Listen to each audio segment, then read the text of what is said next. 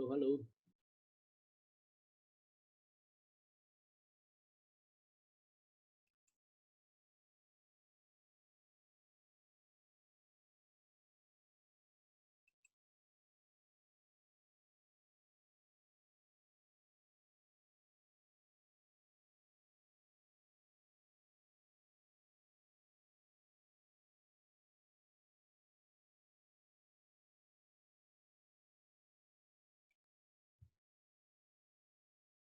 Sambil menunggu yang lain ya.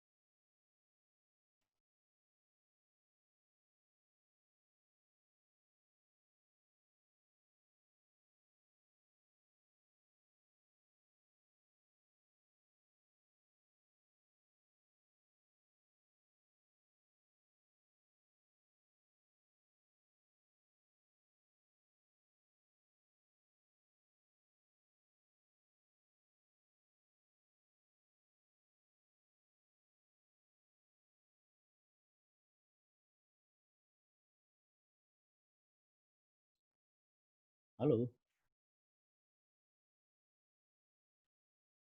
Ya.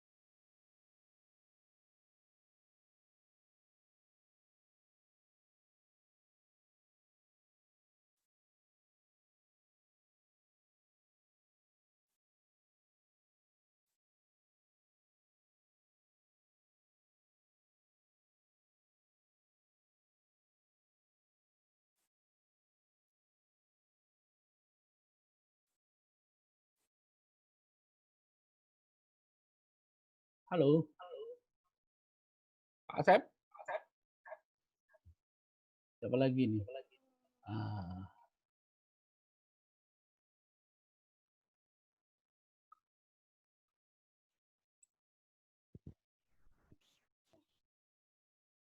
kita tunggu pada gabungin dulu ya. Masih banyak yang mau gabung kayaknya nih.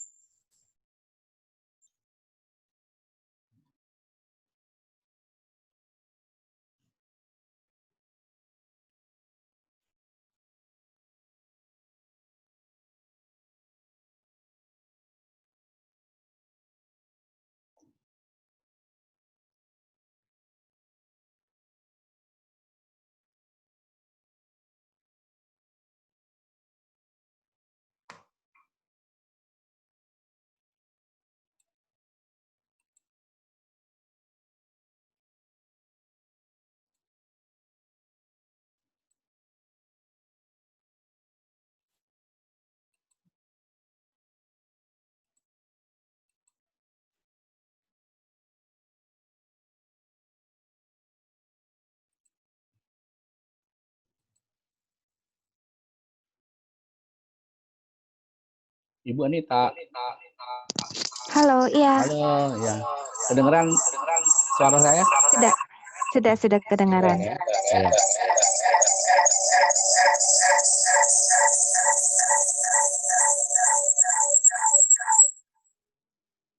Oke.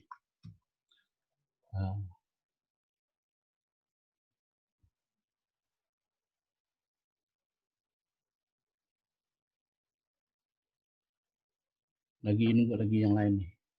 Apa lagi yang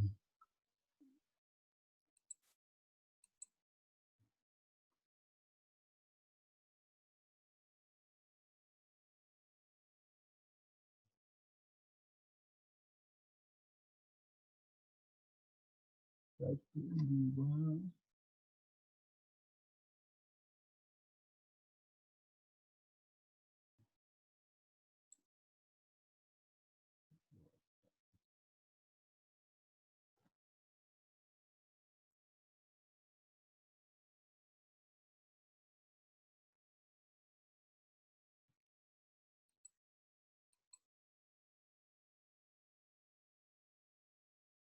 Ya, mungkin kita masih menunggu, baru beberapa orang. Sabar ya.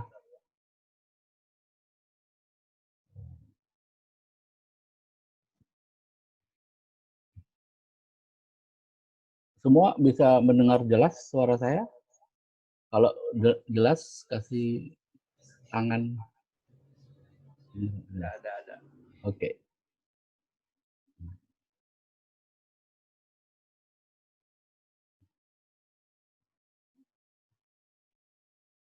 Saya ngetes bahan dulu ya.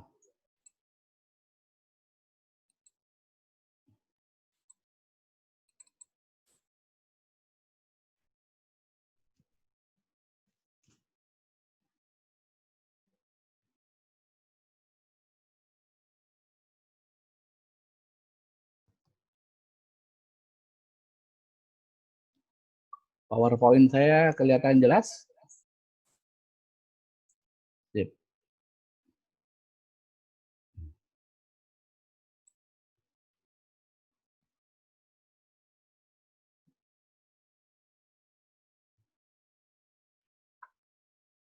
Ya.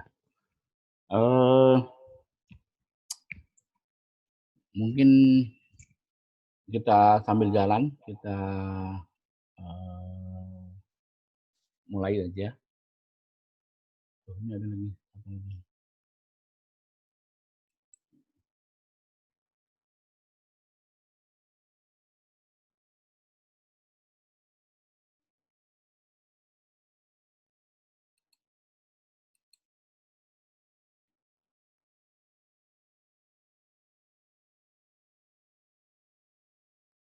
Rian, siapa nih Rian?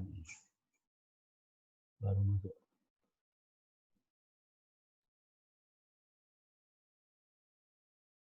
Dengeran suara saya, Rian? Dengaran Pak, jelas. Oke, sip. Ya.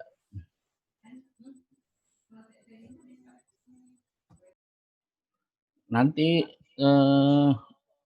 mungkin saya bagi dalam 2 tahap ya. Jadi mungkin saya akan jelaskan lagi refreshing konsep supply chain, kemudian baru kita tanya jawab ya. Jadi mungkin selama saya jelaskan tentang konsep supply chain, tolong mic-nya di mute dulu nanti semua. Jadi supaya nggak berisik, yang lainnya juga dengernya jelas.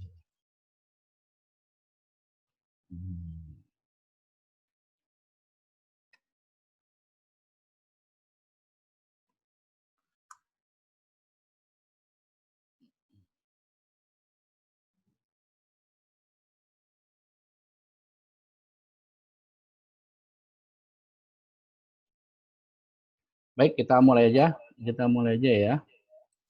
Jadi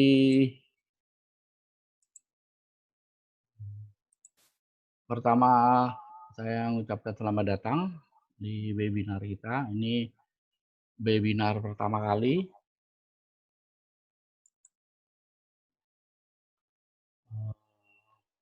Dan terus terang ini kan hal yang baru ya, juga sambil coba belajar pakai Zoom. Ini semua orang kayaknya jadi ahli pakai Zoom semua. Nah, selamat datang Pak Ari Rapid. Siap. Ya. Pak Haryo. Iya. Tolong di mute dulu sebentar ya. Ya. Jadi ini kami sedang mencoba cari beberapa media sebenarnya mau pakai apa ya, pakai Zoom kayak pakai YouTube atau pakai Instagram. Ya kita coba beberapa inilah, beberapa media. Nah, ini yang saya nyoba kali ini pakai Zoom. Minggu lalu Pak Koko pakai Instagram, mungkin ada yang ngikutin juga. Hari apa ya nanti tanggal 16 kalau nggak salah Pak Koko juga. Nah, jadi saya ingin bincang-bincang tapi juga ngasih share ilmu juga lah, jangan cuma bincang-bincang. Jadi mungkin kita sambil refresh buat yang baru gabung sama yang sudah pernah ikut workshop. Jadi saya mulai lagi dari konsep awal lah ya. Konsep awal yang paling kita nggak akan lupain itu adalah ini apa,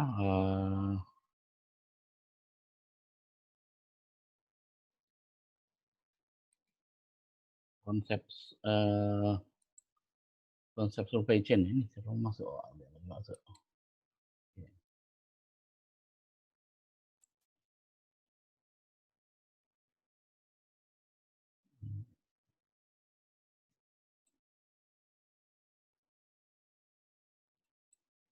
Ya, ini konsep ini terlihat jelas semua yang ini?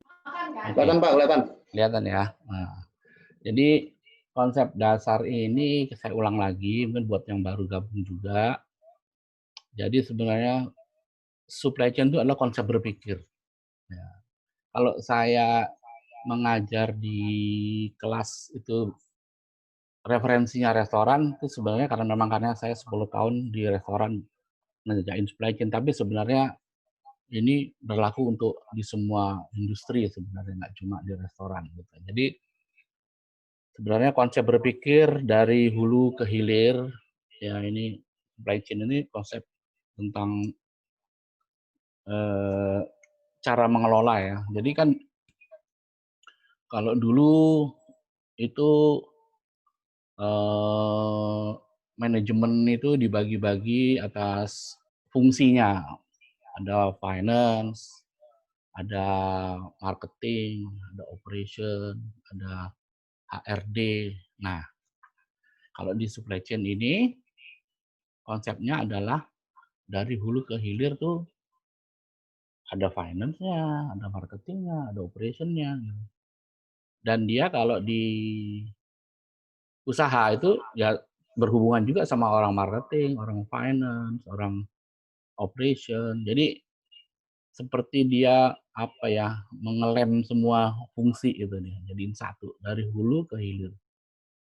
Nah, ini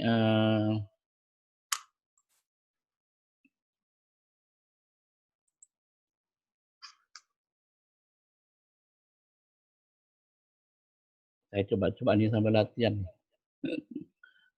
Jadi dari hulu sini ya, dia lari ke hilir ya, ke sana ya,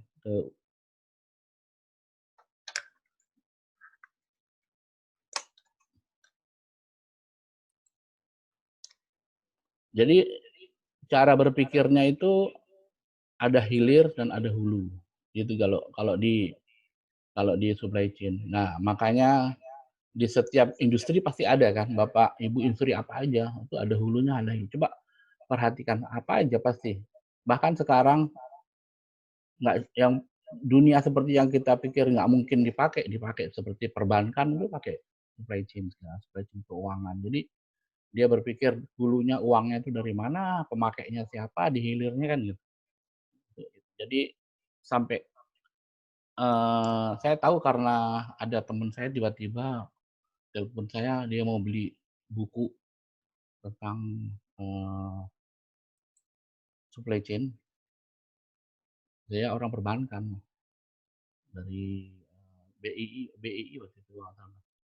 Saya tanya, "Kenapa?" "Karena bosnya yang suruh," katanya. Karena dia mulai pakai itu, pakai supply chain. Jadi sebenarnya karena ini konsep berpikir. Di supply chain itu konsep berpikir. Jadi, eee bagaimana kita melihat dari hulu ke hilir. Kalau di restoran, hulunya tentu pemasoknya. Jadi ini sudah pakai asumsi ada pemasoknya. Jadi biasanya perusahaan kecil, restoran kecil, itu bahan bakunya beli sendiri, pergi Tes. ke pasar. Eh, eh,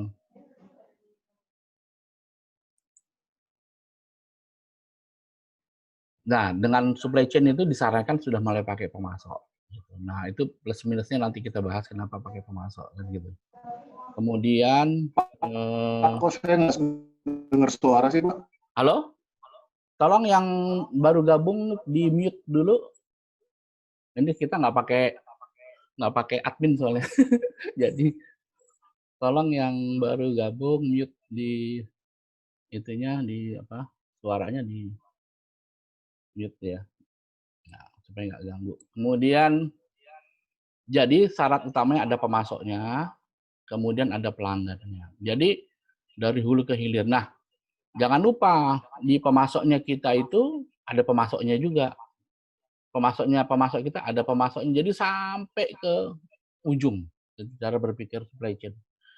Misalnya waktu saya di McDonald itu misalnya eh, kalau saya supply untuk restoran itu beras itu saya harus tahu berasnya itu tipe apa, IR64 misalnya dibelinya di mana, ditanamnya di mana, misalnya di Subang, digiliknya di mana. Jadi semua kita bisa tahu apa yang terjadi di sini itu akan berpengaruh ke pelanggan. Jadi kualitasnya lah,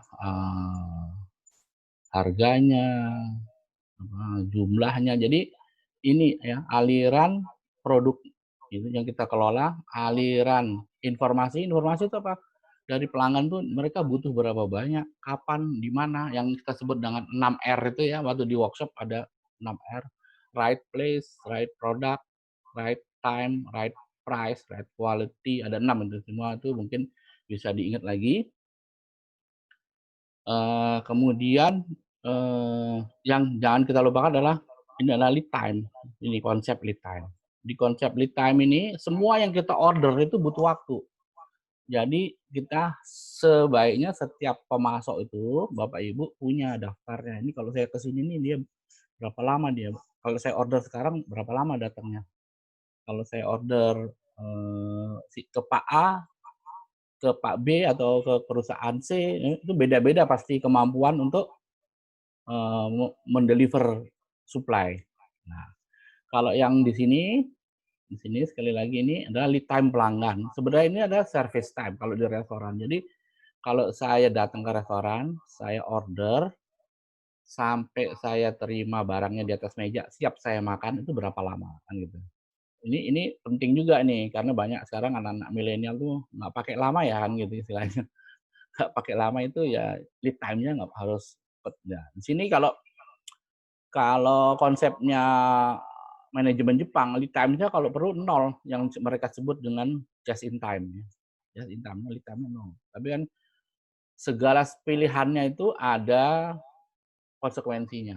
Nah, kalau lead time itu biasanya mahal kalau nol, karena pemasoknya harus dia simpen barang dia pasti kan nggak mungkin dia harus produksi simpen baru karena setiap saat diminta dia harus ada kalau nol itu dia punya lead time kan gitu. Nah, kalau di konsepnya supply chain tidak dianjurkan gitu. Jadi eh,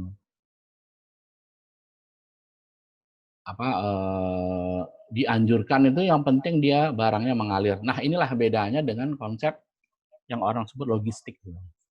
Kalau logistik itu dia numpuk barang bahan baku. Ya. Padahal kalau ditumpuk ada kemungkinan apa? Pertama kalau nggak laku rusak barangnya. Udah gitu itu kan uang mati. Kemudian itu juga apalagi ya, bisa bisa jadi jadul gitu kalau dia barangnya itu adalah seasonal, udah nggak tren baru masih disimpan gitu kan gitu. Banyak risiko di sini. Jadi makanya penting bagi si orang-orang supply chain itu berapa sih, apa, idealnya kita numpuk barang. Nah itu ada hitungannya detailnya sih saya mungkin nggak terlalu cerita di sini ya, jadi saya hanya mengingatkan lagi refreshing konsep ini. Dan kita ini semua bertanggung jawab sampai ke pelanggan. Istilahnya kalau Bapak Ibu sering dengar dari farm, dari pertaniannya sampai ke fork, sampai ke apa, garpu, sendok garpu itu tanggung jawab kita. Jadi bahkan kalau di tempat saya dulu kerja McDonald tuh sampai ke setelah dimakan tanggung jawab supply chain. Karena kalau ada orang makan sakit, ya atau orang keracunan, itu pasti tanggung jawab.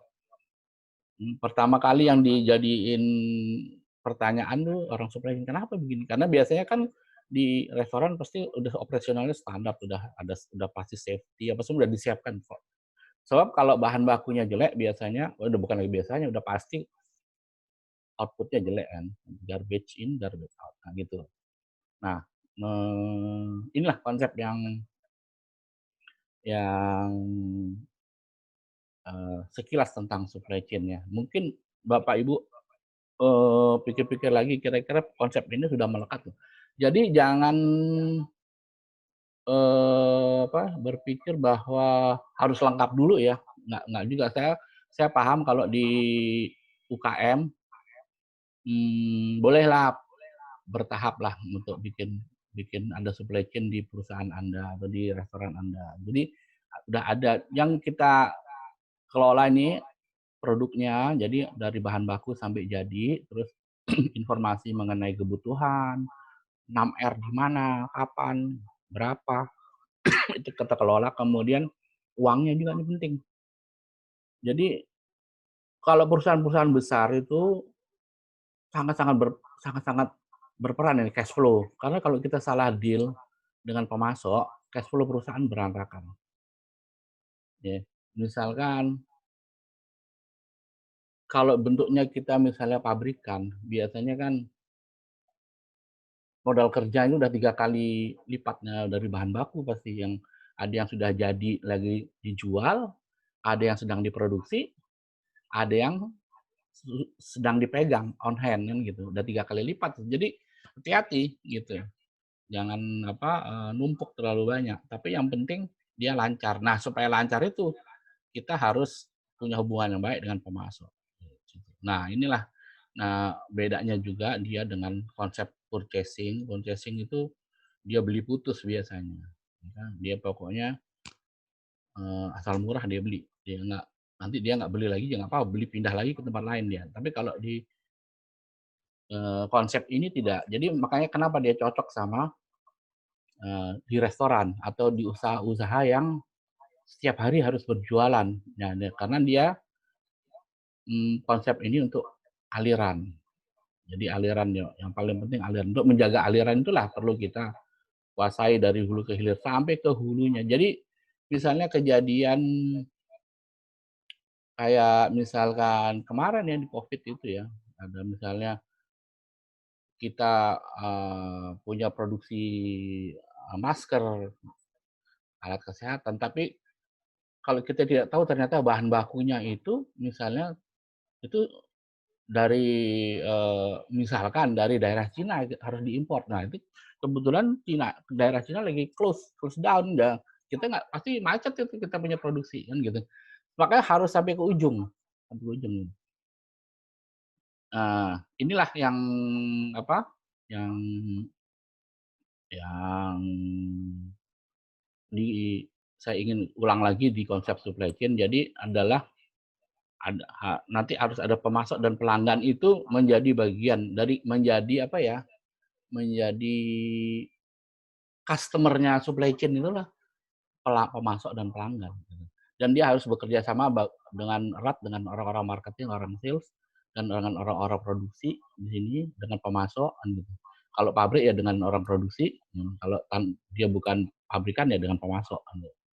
Kemudian dilihat kelancarannya, jadi seperti tanggung jawab pembayaran kepada pemasok tuh tanggung jawab supply chain, karena kalau kita, nggak bayar tepat waktu tentu tidak tidak enak lah kalau kita minta pemasok juga harus ngirim barang tepat waktu kan, jadi kayak nggak fair kan gitu. Nah, inilah konsep supply chain. Nah, kemudian Eee, saya beranjak ke yang kedua, bentar ya.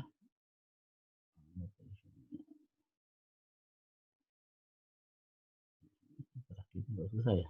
Bentar. Nah, saya mau cerita sebenarnya di supply chain itu terdiri dari banyak ilmu sebenarnya. Ada ilmu produksi, ilmu operasi itu ilmu yang dia harus setelah produksi dia harus kirim dan sebagainya itu operation-nya, operasi, bekerja gitu ya, sehari-hari dia. Ada tentang marketing, ada mengenai konsep kapasitas, berapa banyak kita harus, siapkan barang, variabel jenisnya apa, apakah continue atau batch jenis produksinya, alirannya bagaimana kan gitu. Buffering, apa perlu buffer, perlu lead time dan sebagainya. Tapi Bapak Ibu nggak usah takut, ini adalah, urusannya apa ya, urusannya dosen-dosen lah istilahnya, orang-orang peneliti apa semua ini. Dan ini kan karena ilmunya dinamis, jadi dia selalu ada yang baru gitu, selalu yang baru, penemuan baru, jadi supply chain sekarang, supply chain masa depan tuh pasti berubah. Dan ini nggak apa-apa, yang penting kita tahu ada di baliknya itu ada ini gitu. Jadi mereka bikin istilah ilmu supply chain itu nggak ngawur, ada sainsnya, ada di belakangnya itu ada masalah ini gitu, masalah lead time, buffer, aliran, ada lagi apa ya istilahnya ya, gejala-gejala kayak, eee, bull sweep apa segala itu. Jadi mungkin kalau mau jelas di buku saya yang ada di Gramedia itu bisa Bapak lihat, di sana tuh agak kalau senang tertarik ke arah ilmunya ya, ilmu detailnya ya. Ke sana. Terus ada konsep pemampatan waktu dan sebagainya itu bisa dilihat di buku saya. Saya tidak terlalu bahas ke sini, tapi hanya mau kasih tahu bahwa sebenarnya intinya tuh ada ilmu-ilmu itu di dalamnya. Jadi pada waktu menerapkan, kalau kita pakai itu petunjuknya tuh di dalamnya tuh mesti dia sudah pikirin masalah ini. Nah, kemudian yang hal yang berikutnya adalah mengenai,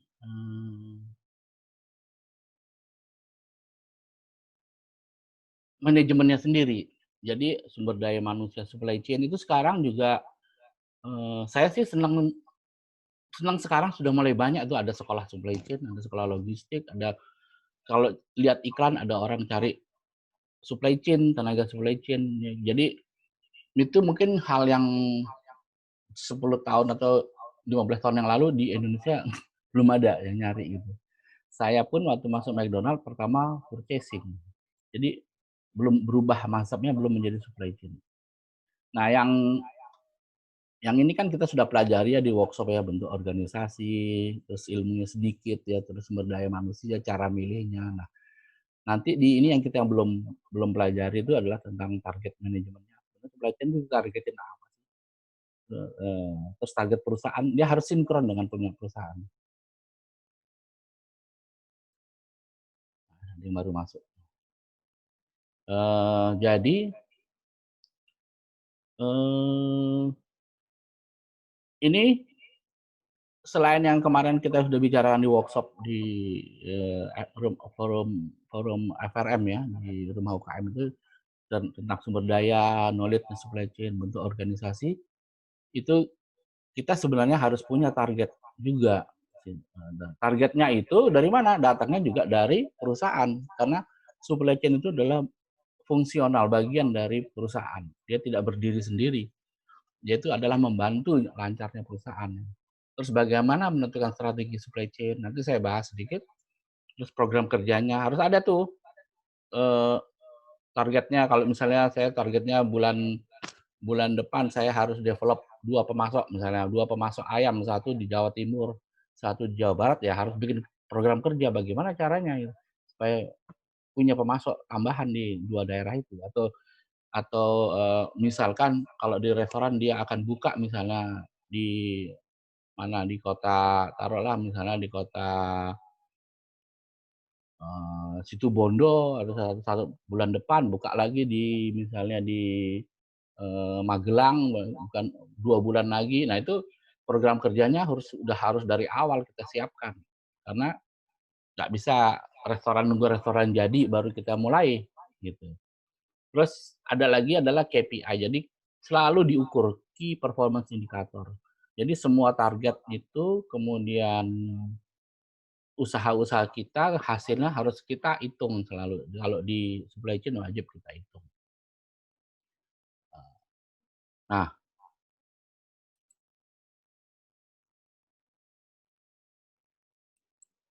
kemudian, ya, oh ya benar. Kemudian sebenarnya ya, strateginya supply chain itu sebenarnya kalau kita lihat secara umum hanya terbagi 2, yang disebut lean sama agile. Jadi gini ya, bedanya supply chain management sama supply chain strategi begini, kalau kita misalnya bisnis, taruhlah angkutan udara ya, angkutan udara.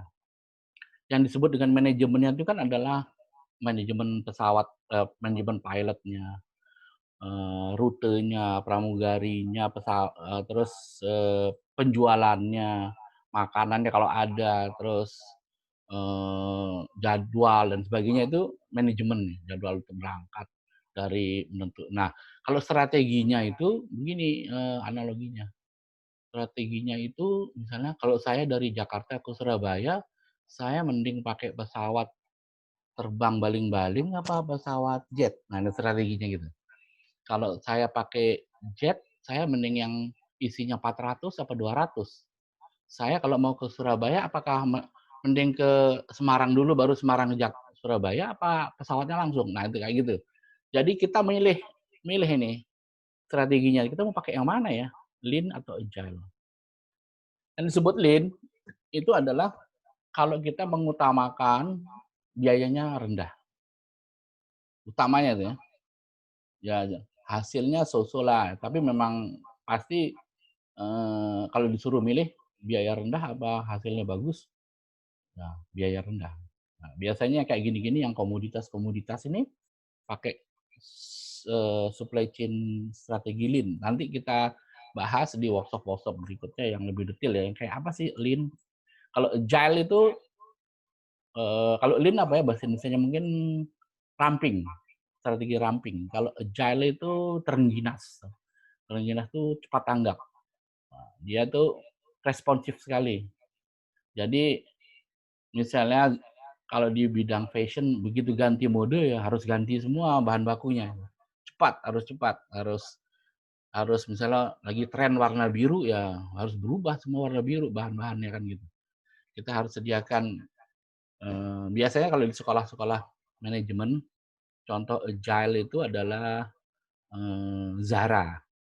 Nah, yang Zara dan diadunya sama yang Lean itu misalnya Marks and Spencer. Karena kalau di sekolah manajemen kan kadang-kadang ada cerita-cerita klasik ya, kalau dulu saya sekolah itu antara Coca-Cola sama Pepsi-Cola, McDonald sama Burger King, kan gitu. Nah, kalau di supply chain biasanya diambil contoh antara Marks and Spencer, baju-baju itu, dengan Zara. Zara itu baju juga tapi dia tematik, dia tuh ngikutin zaman. Artinya begini, bisa Anda bayangkan Zara itu kalau dulu ya, yang dipelajari, kalau penyanyi Madonna itu dia manggung di Roma, pakai baju itu khusus, itu dia mau manggung lagi minggu depan misalnya di London, itu bajunya yang dia pakai di Roma, itu begitu dia turun panggung, nggak nyampe sehari 2 hari, tipe baju kayak gitu sudah keluar di London, orang udah mulai beli.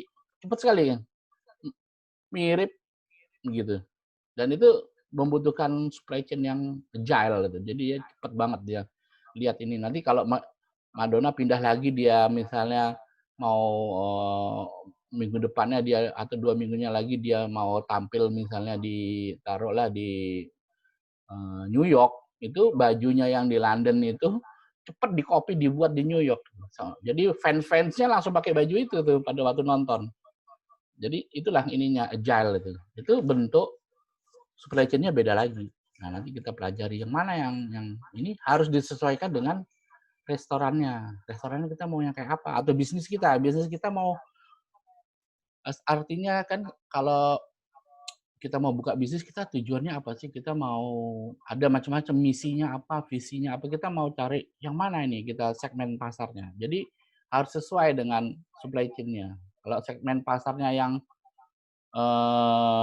apa, mass production, ya mungkin kita pakai yang lean gitu. Kalau yang memang ngikutin cepat berubah, ya pakai agile. Nanti kita pelajari lagi di workshop berikutnya ya. Nah, ini baru kita sekilas aja. Jadi ini wawasan untuk supply chain-nya nih. Jadi ada sebenarnya kalau di strateginya hanya ada 2 itu. Tapi kalau nah ini, coba dilihat lagi, hanya 2 sebenarnya adalah kelompok lean dan kelompok agile. Ya. Di sini ini yang belum sempat saya saya bicarakan di workshop ya, di rumah UKM. Itu sebenarnya terdiri atas 2 lean dan agile. Itu ada rasionalisasi, sinkronisasi, customization, sama inovasi. Itu di level dari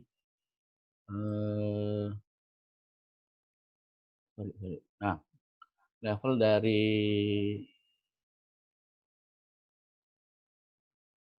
supply chain strateginya. Kalau Anda sudah punya organisasi supply chain, terus udah punya target dan tadi targetnya apa, terus programnya apa, terus caranya bagaimana. Nah, ini pilihannya cuma ini sebenarnya. Empat bidang ini yang terbagi atas 2 besar, lean dan agile. Bapak Ibu mungkin boleh potret ini kalau misalnya butuh ya, silakan dipotret. Jadi misalnya ya, kalau rasionalisasi itu dia bentuk supply chain-nya tuh harus minimal, biayanya minimum. Contohnya misalnya ada lelang, salah satunya lelang, misalnya ada lagi apa ya, misalnya nah lelang yang dimaksud lelang di supply chain ini agak beda dengan lelang-lelang yang biasanya. Lelangnya di sini adu murah malah, adu murah. Jadi bukan kalau lelang yang biasanya kan lelang, nah disebutnya tuh negative auction. Jadi dia kalau kita kasih target ini, saya mau punya produk bahan baku ini, spek begini, siapa yang bisa supply ya? Pemasok-pemasok silakan. Ini target harga saya segini, silakan yang mau mau supply misalnya gitu ya. Mereka akan adakan pengajuan lelang, tapi adu murah. Misalnya saya kasih, ini saya mau beras targetnya saya 12.000 per kilo dengan IR64. Nah, nanti pemasok-pemasoknya nawar, saya bisa 11,5, saya bisa 11,7, saya bilang gitu. Ini lelang. Nah, ini rasionalisasi akhirnya kita dapat yang minimal biaya, ya. Banyak lagi sih contohnya ya. Ya kayak misalnya tender itu juga ya. Tender termasuk di rasionalisasi. Nanti kita bahas lagi lebih detail. Kemudian yang kedua sinkronisasi. Sinkronisasi ini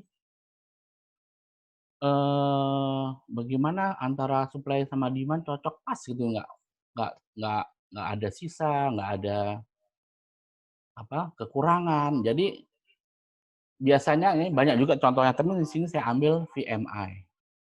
VMI ini vendor managed inventory. Jadi si pemasoknya sendiri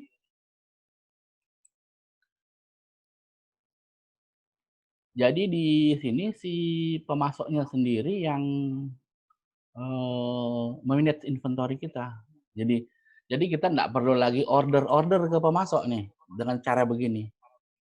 Jadi pemasok sudah tahu nih, saya pokoknya Pak ya, saya di restoran A, B, C ini saya nggak boleh kurang dari misalnya kalau beras saya harus setiap hari harus ada minimal 100 kilo. Nanti dia, si pemasok yang ngecek sendiri nih ke restoran. Ada berapa ya punya Bapak sisanya hari ini atau besok ini berapa dia ya. Jadi, oh sekarang saya cek kok sisa 75 ya.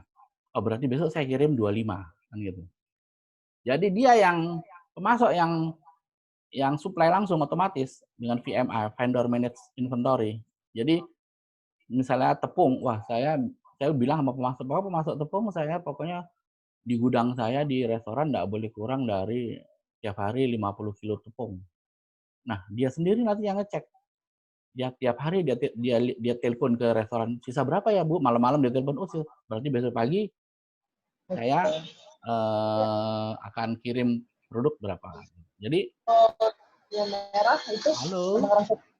Halo, tolong Bu Putri mic-nya di-mute dulu.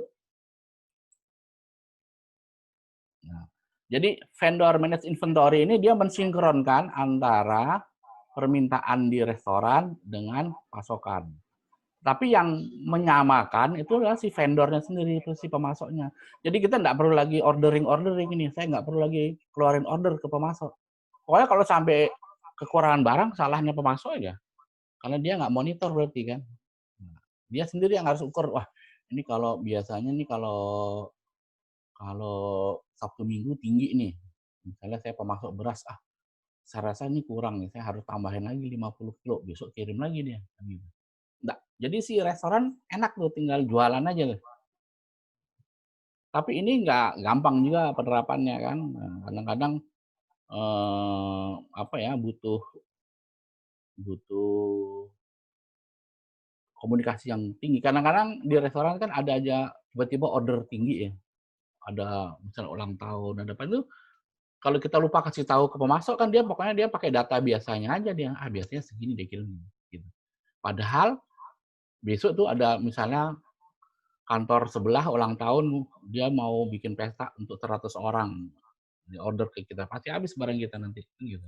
Kalau nggak kita kasih tahu. Jadi ini juga apa, perlu koordinasi. Kemudian yang ketiga namanya strategi customization. Customization ini kita mengutamakan apa sih keinginan pelanggan, ya.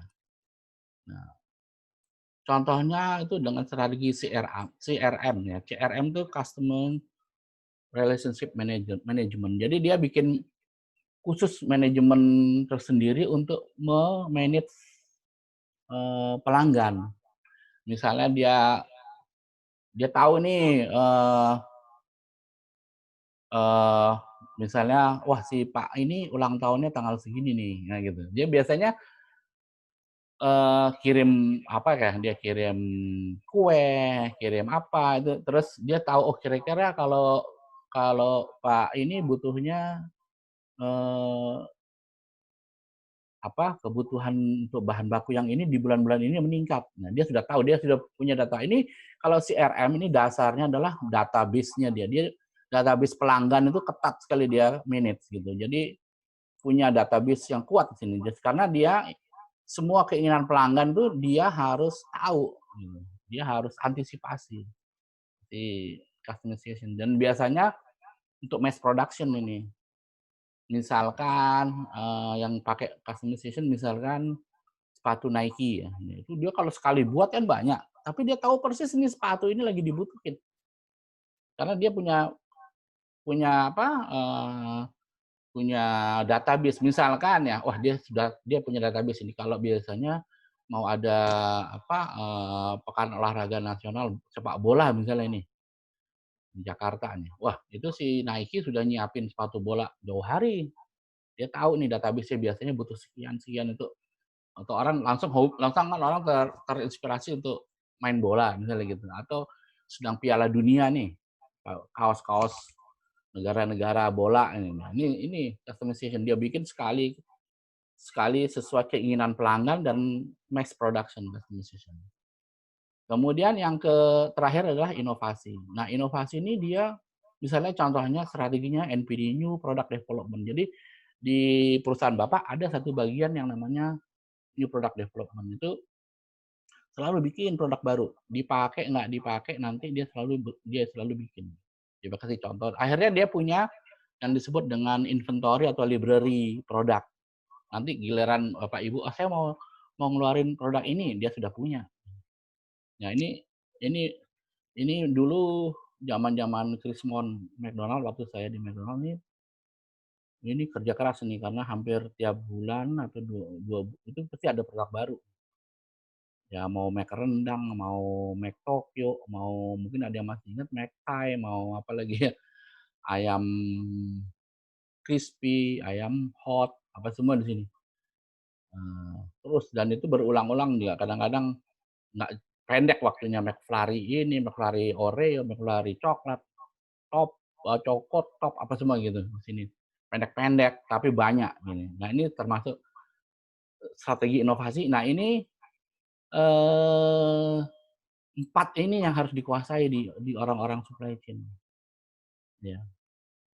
Ini saya nggak bisa, eee, nantilah di workshop berikutnya lah detailnya ini kayak apa ya, karena ini pilihannya banyak nih.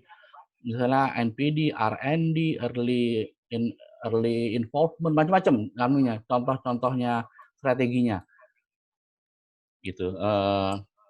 Jadi tadi kalau kita kembali dari awal, dari sini ya, jadi kan ini kerangkanya ya, kerangka berpikir supply chain, kemudian saya ulang isinya sebenarnya ini, tapi ini nggak usah terlalu diperhatikan lah, ini urusannya, perguruan tinggi lah, dosen-dosen yang mikir atau peneliti ini. Yang dia ngumpulin jadi ilmu supply chain. Nah, kemudian ini yang perlu di kita tuh ini, yang di usaha Bapak ini harus sumber daya manusia Bapak siapin, pengetahuannya, untuk organisasi, targetnya, tentuin ini. Karena manajemen kan harus ada planning, organizing, directing kan gitu. Ini harus dibuat di sini. Terus ada alat ukurnya, KPI-nya. Ya. Nanti detailnya ini lagi di workshop yang akan berikutnya lah, ya. Nah, sampai ke sini, nah tadi kan terus pilihannya caranya bagaimana? Nah, yang ini adalah caranya. Ya, lead, agile, ada 2 tinggal cuma mau lead apa agile kan gitu. Nah, sekarang lebih detail lagi dibedah, lead agile yang mana? Ya.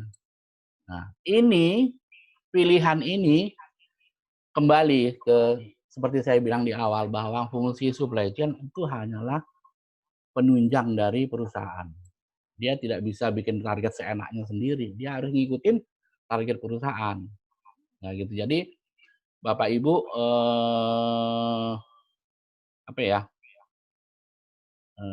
mesti menguasai juga, harus punya juga, strategi perusahaan, selain strategi supply chain. Nah mungkin agak apa ya, agak agak agak terputus kita di sini. Mungkin kalau kalau kalau ini mungkin saya bisa gambarin dikit di sini ya. Ini kelihatan whiteboard-nya? Jadi sebenarnya ya,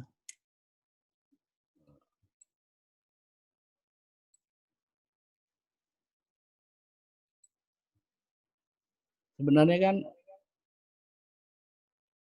sorry. Bentuk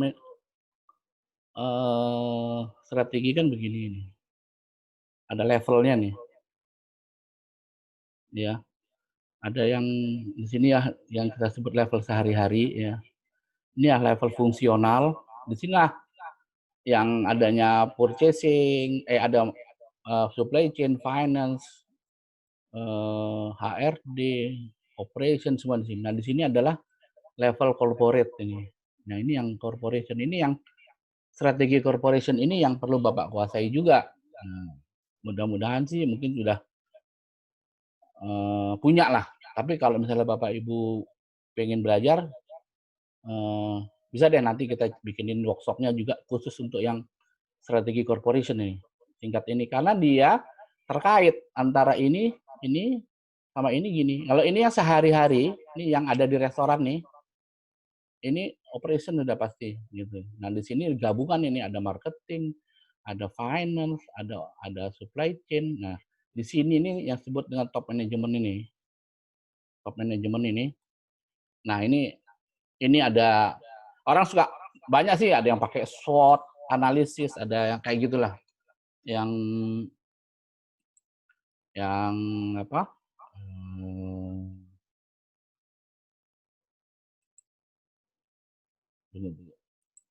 Yang suka dipakai yang dia bikin misal SWOT analisis lah, misal kuadran lah, misalnya ya, SWOT misalnya kan gitu, nanti dicari strateginya dan sebagainya ada tuh.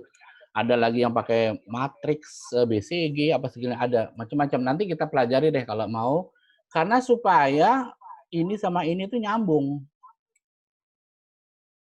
Karena ini semua ini harusnya ngikutin ini nih, strategi ini sama strategi bersaing, ada 2 ya, strategic management. Kalau strategi bersaing kan mungkin Bapak Ibu juga belajari ya, ada tentang cuma generik strategi bersaing itu kan cuma cost leadership, diferensiasi sama fokus, kan cuma itu kalau di buku manajemen. Nah, itu juga nanti harus nyambung sama ini strategi, kalau enggak nanti berantakan nih larinya kemana, ini larinya kemana gitu. Mmm, kita balik ke sini, ya tadi. Nah, kemudian setelah tadi ini ya, ini strategi ini, ya kemudian ini yang saya bilang bahwa supply chain itu bisa dijadikan strategic asset. Artinya apa ya? Karena dia bagian dari jadi perusahaan tuh ada juga strategi bersaingnya kan. Selain strategi penjualan, strategi finance, strategi bersaingnya itu ada.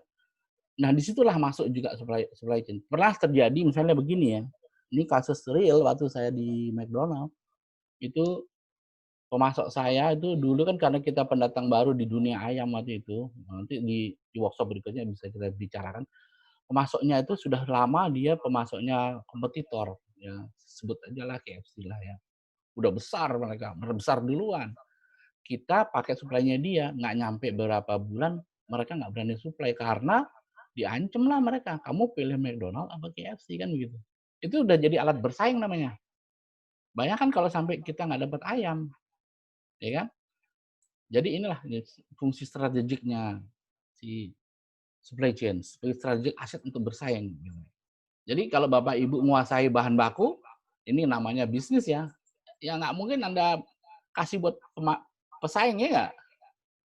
Kalau Anda kasih buat pesaing juga bunuh diri namanya kan. Ya itulah di situlah, bahan baku Anda kuasai, Anda bisa loyalitasnya.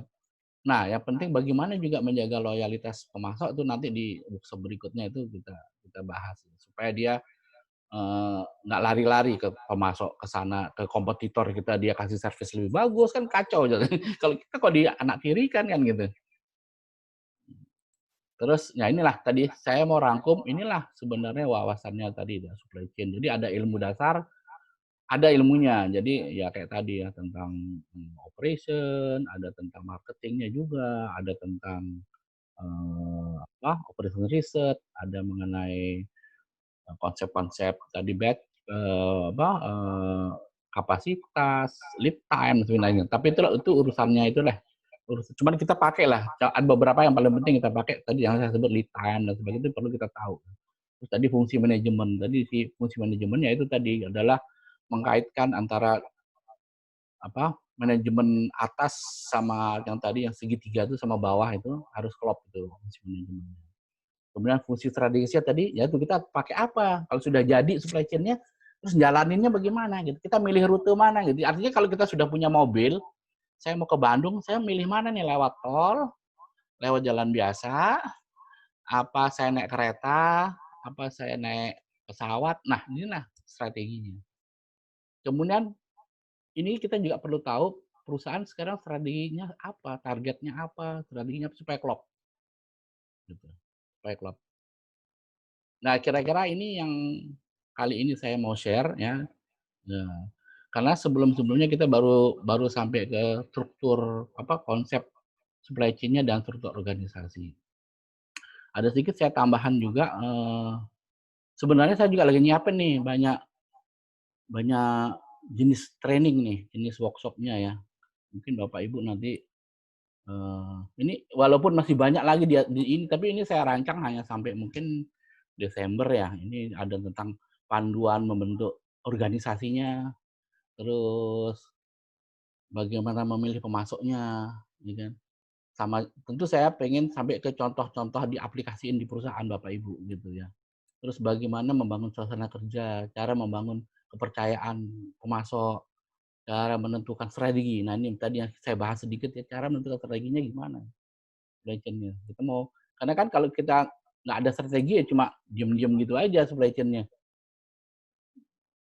Kayak business as usual aja dia.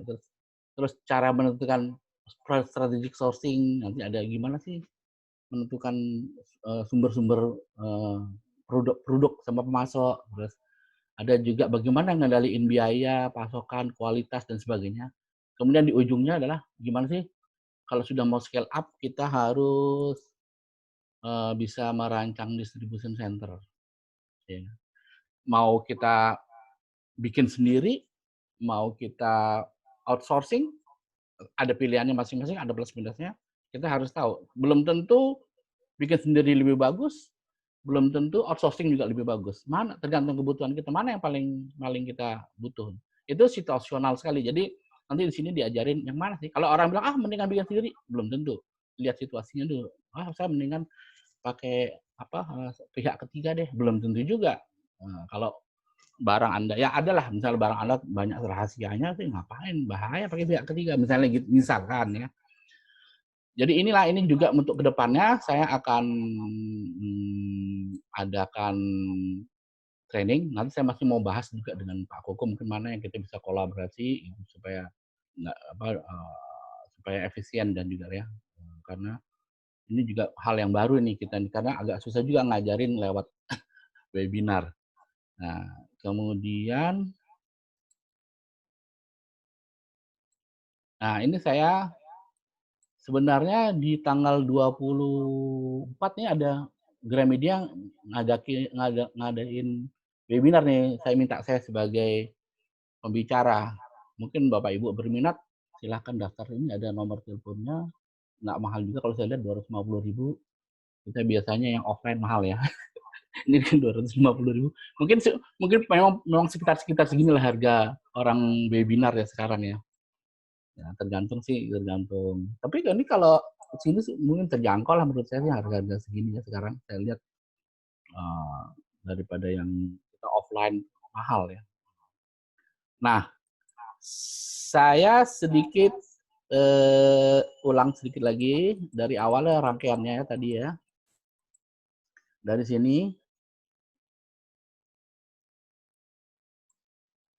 sini kita lari ke sini. Kemudian kita lari ke sini, kemudian ke sini, sampai ke sini, dan ke sini, dan ke sini.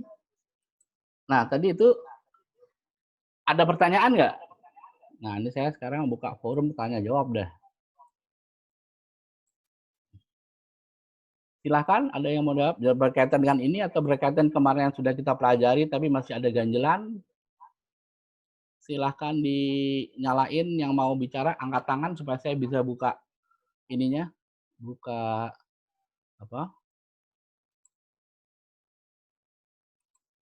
ininya buka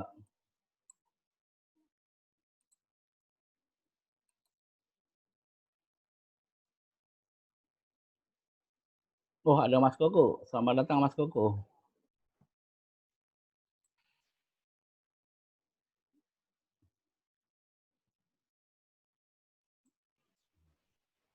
Selamat sore, wah udah mau bubar kayaknya. Ayo Mas, silakan kalau join. Ini teman-teman ada Mas Koko nih, ada yang mau nanya juga sekalian nggak nih? Silakan yang mau nanya angkat tangan.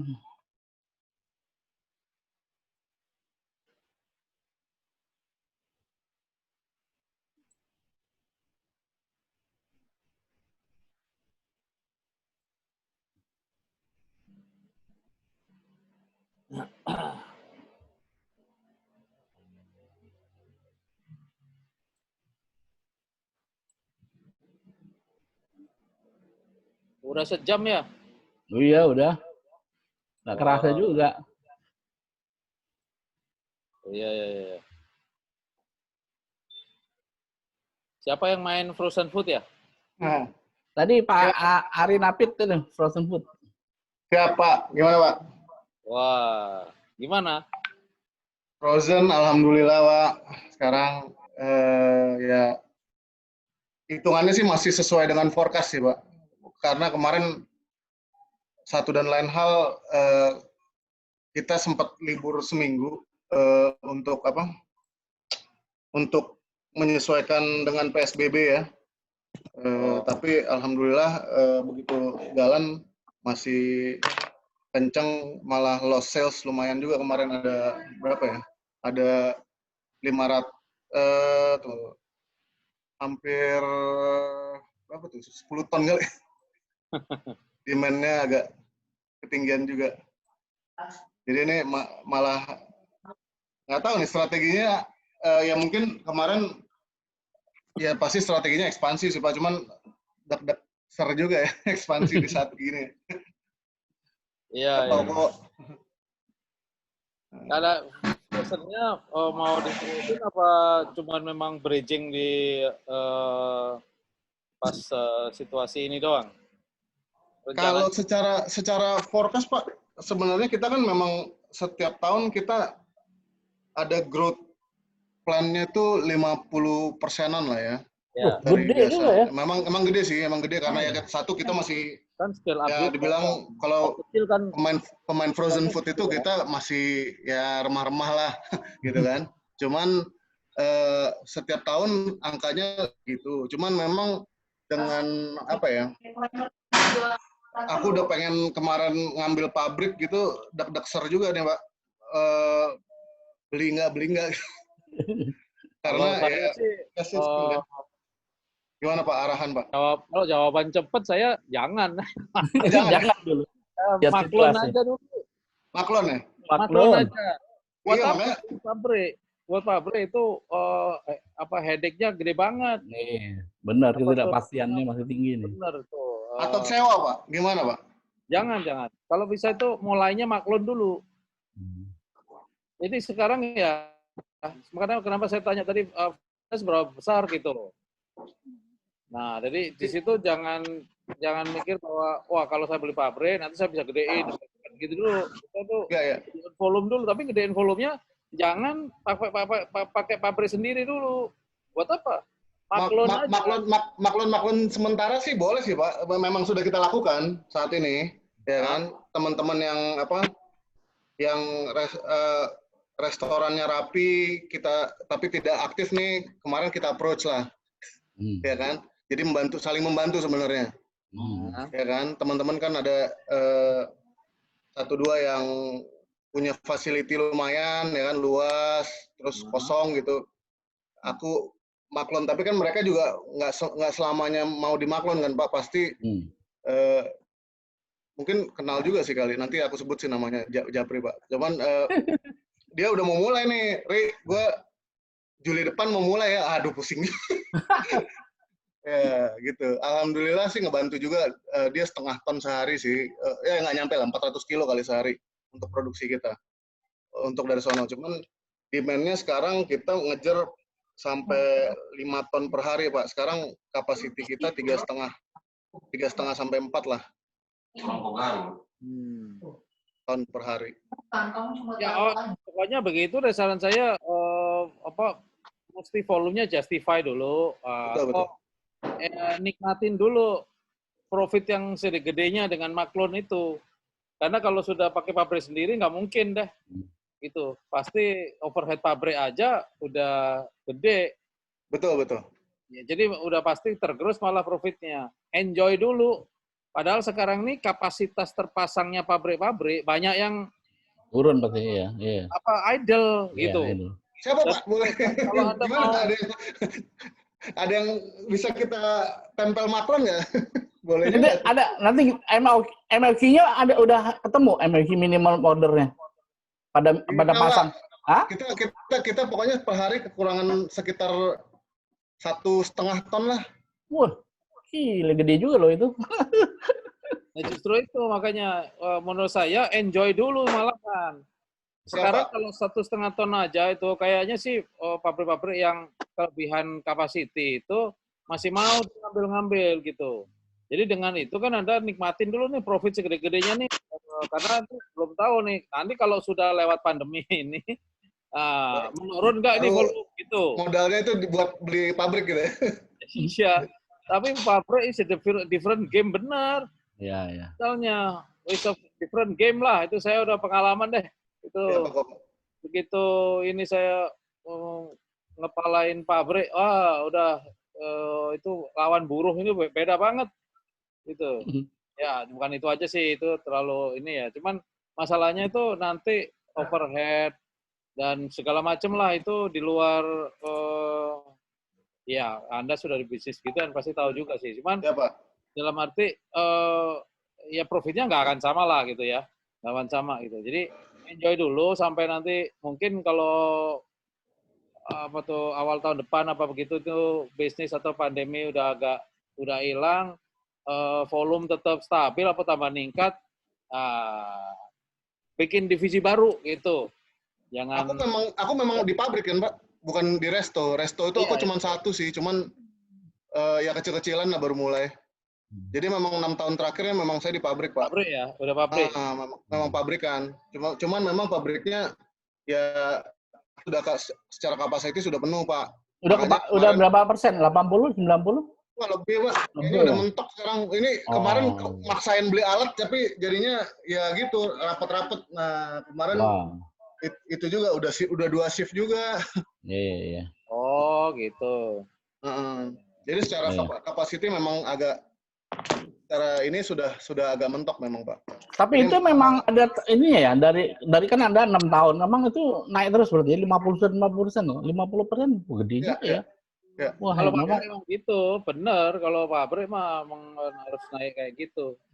Ya langsung aja dipikir untuk kalau mau pabrik itu ya kan mesti dihitung nih bahwa volumenya ini akan berapa kali lipatnya gitu. Kalau setahun 50% akan berapa kali itu. Sehingga pas nanti kan kalau beli pabrik itu kan challenge-nya mau kapasitas berapa yang mau diambil gitu kan. Ya. Nah, karena kegedean nanti idle gitu. Ya. Kecilan nanti cepet banget apa tuh mentoknya ya. Lagi, gitu. Kemarin sih ada orang mau lepas pabrik, Pak, di daerah Bandung 3.000 meter sih. 2.700 lah. Ya kalau situasi kayak gini, Pak, tadi mendingan dikombinasiin aja dulu. Tadi outsource sama maklum ya sama ini ya. Lihat situasinya dulu nih. Iya, benar-benar. Soalnya aku ngeri karena cash risking ya, Pak. Maksudnya takutnya gara-gara terlalu ambisius. Ya tadi itu nanti turun. Tadi yang saya bilang tadi yang saya bilang, Pak, di workshop kan yang saya sebutkan tadi bahwa inventory kan jadi 3 kali lipat Anda holding inventory kan. Pasti. Kalau Macron kan cuma komitmen saya mau ambil berapa, urusan dia masalah bahan baku kan. Betul. Nah itu kos tersembunyi, hati-hati. Betul. Ya itu sampai dengan volumenya itu lancar, maksudnya stabil ya, yaitu Anda lebih enak proyeksinya kan. Oh kalau begitu saya beli aja deh pabrik yang kapasitas segini gitu, karena udah stabil. Kalau masih sekarang ini kan masa yang nggak umum nih gitu. Kalau masa nggak umum gini susah Betul, makanya nggak bisa kita predik kan, Pak. Prediknya repot ini. Anda hilirnya siapa, Pak? Hilirnya? Retail atau General Trade, Pak? GT, pasar. Pasar ya? Rame ya pasar ya? Berarti industri yang babak belur berarti ya? Yang hilirnya industri yang babak belur ya? Kalau menurut saya, kalau dari saya channel yang agak turun itu Horeca, Pak. Udah pasti lah ya. Tapi karena hotel, ya kan betul. Saya restoran. Paling gede emang di GT, makanya GT sekarang malah pesaing saya tuh lagi kompetitor lah ya. Kompetitor barang lagi susah juga sama kayak saya nih akhirnya. Ya kan? Jadi makanya saya WIP jual, Pak. WIP jual. Jadi nggak ada yang masuk. Saya banyak saving juga di ini tuh. Kan saya ada outsourcing cold storage ya. Maksudnya yang hitungan per palet. Itu kosong. Oh gitu ya. Begitu nggak sempat nyimpen jadi ya. Langsung WIP bablas atau masuk ke blast freezer, contact freezer, langsung lepas. Tunggu, bahkan akhirnya jadi nunggu, misalnya harusnya nganternya pagi, jadi nunggu sorean dikit gitu, baru malam atau dan lain-lain. Tapi memang kita udah dua shift udah dari tahun lalu sih, Pak, sebelum pandemi. Gimana yang lainnya, ada yang lainnya, ada tanggapan atau mau pertanyaan yang lainnya? Ibu Anita atau siapa? Silakan. Bu Elena. Ini itu suaranya itunya dibuka dulu Bu, apa mic-nya. Ya, ya, oke. Silakan. Ya, silakan Ibu Anita, sudah Sudah kedengaran? Pak, saya mendengarkan aja. Iya. Ini Mbak lagi rencana mau buat jadi kena pandemik ya, mundur lagi ya, Bu? Oh, sudah Pak, sudah Oh, udah buka. buka? Oh, sudah di mana? Iya, di Pangeran Jakarta. Oke, oke. Oh, mestinya diumumin tuh, Bu. Oh, nggak apa-apa Pak. Sudah buka. Lumayan sih hasilnya di masa pandemi. Orang bilang pada sepi-sepi, kita sih jalan biasa aja. Wah, apa itu menunya, Bu? Menunya? Oh, saya lebih fokusnya di vegetarian food, Pak. Oh, Jadi dia kan ada segmennya khusus. Jadi dia memang untuk orang-orang yang mau makan sehat, yang mau makan sayur-sayuran, kan Oke. kebetulan gitu. Jadi makanan yang tanpa daging, sayur-sayuran kan kebetulan kita memang ada pangsa pasarnya sendiri yang memang mau pandemi nggak pandemi memang ada gitu. Iya, iya, iya. Oh, jadi stabil ya, termasuk stabil ya. Termasuk stabil, tapi kalau untuk orang yang datang sih memang nggak ada karena awalnya memang juga kita nggak ada kan. Jadi lebih mengandalkan kepada GoFood sama GrabFood.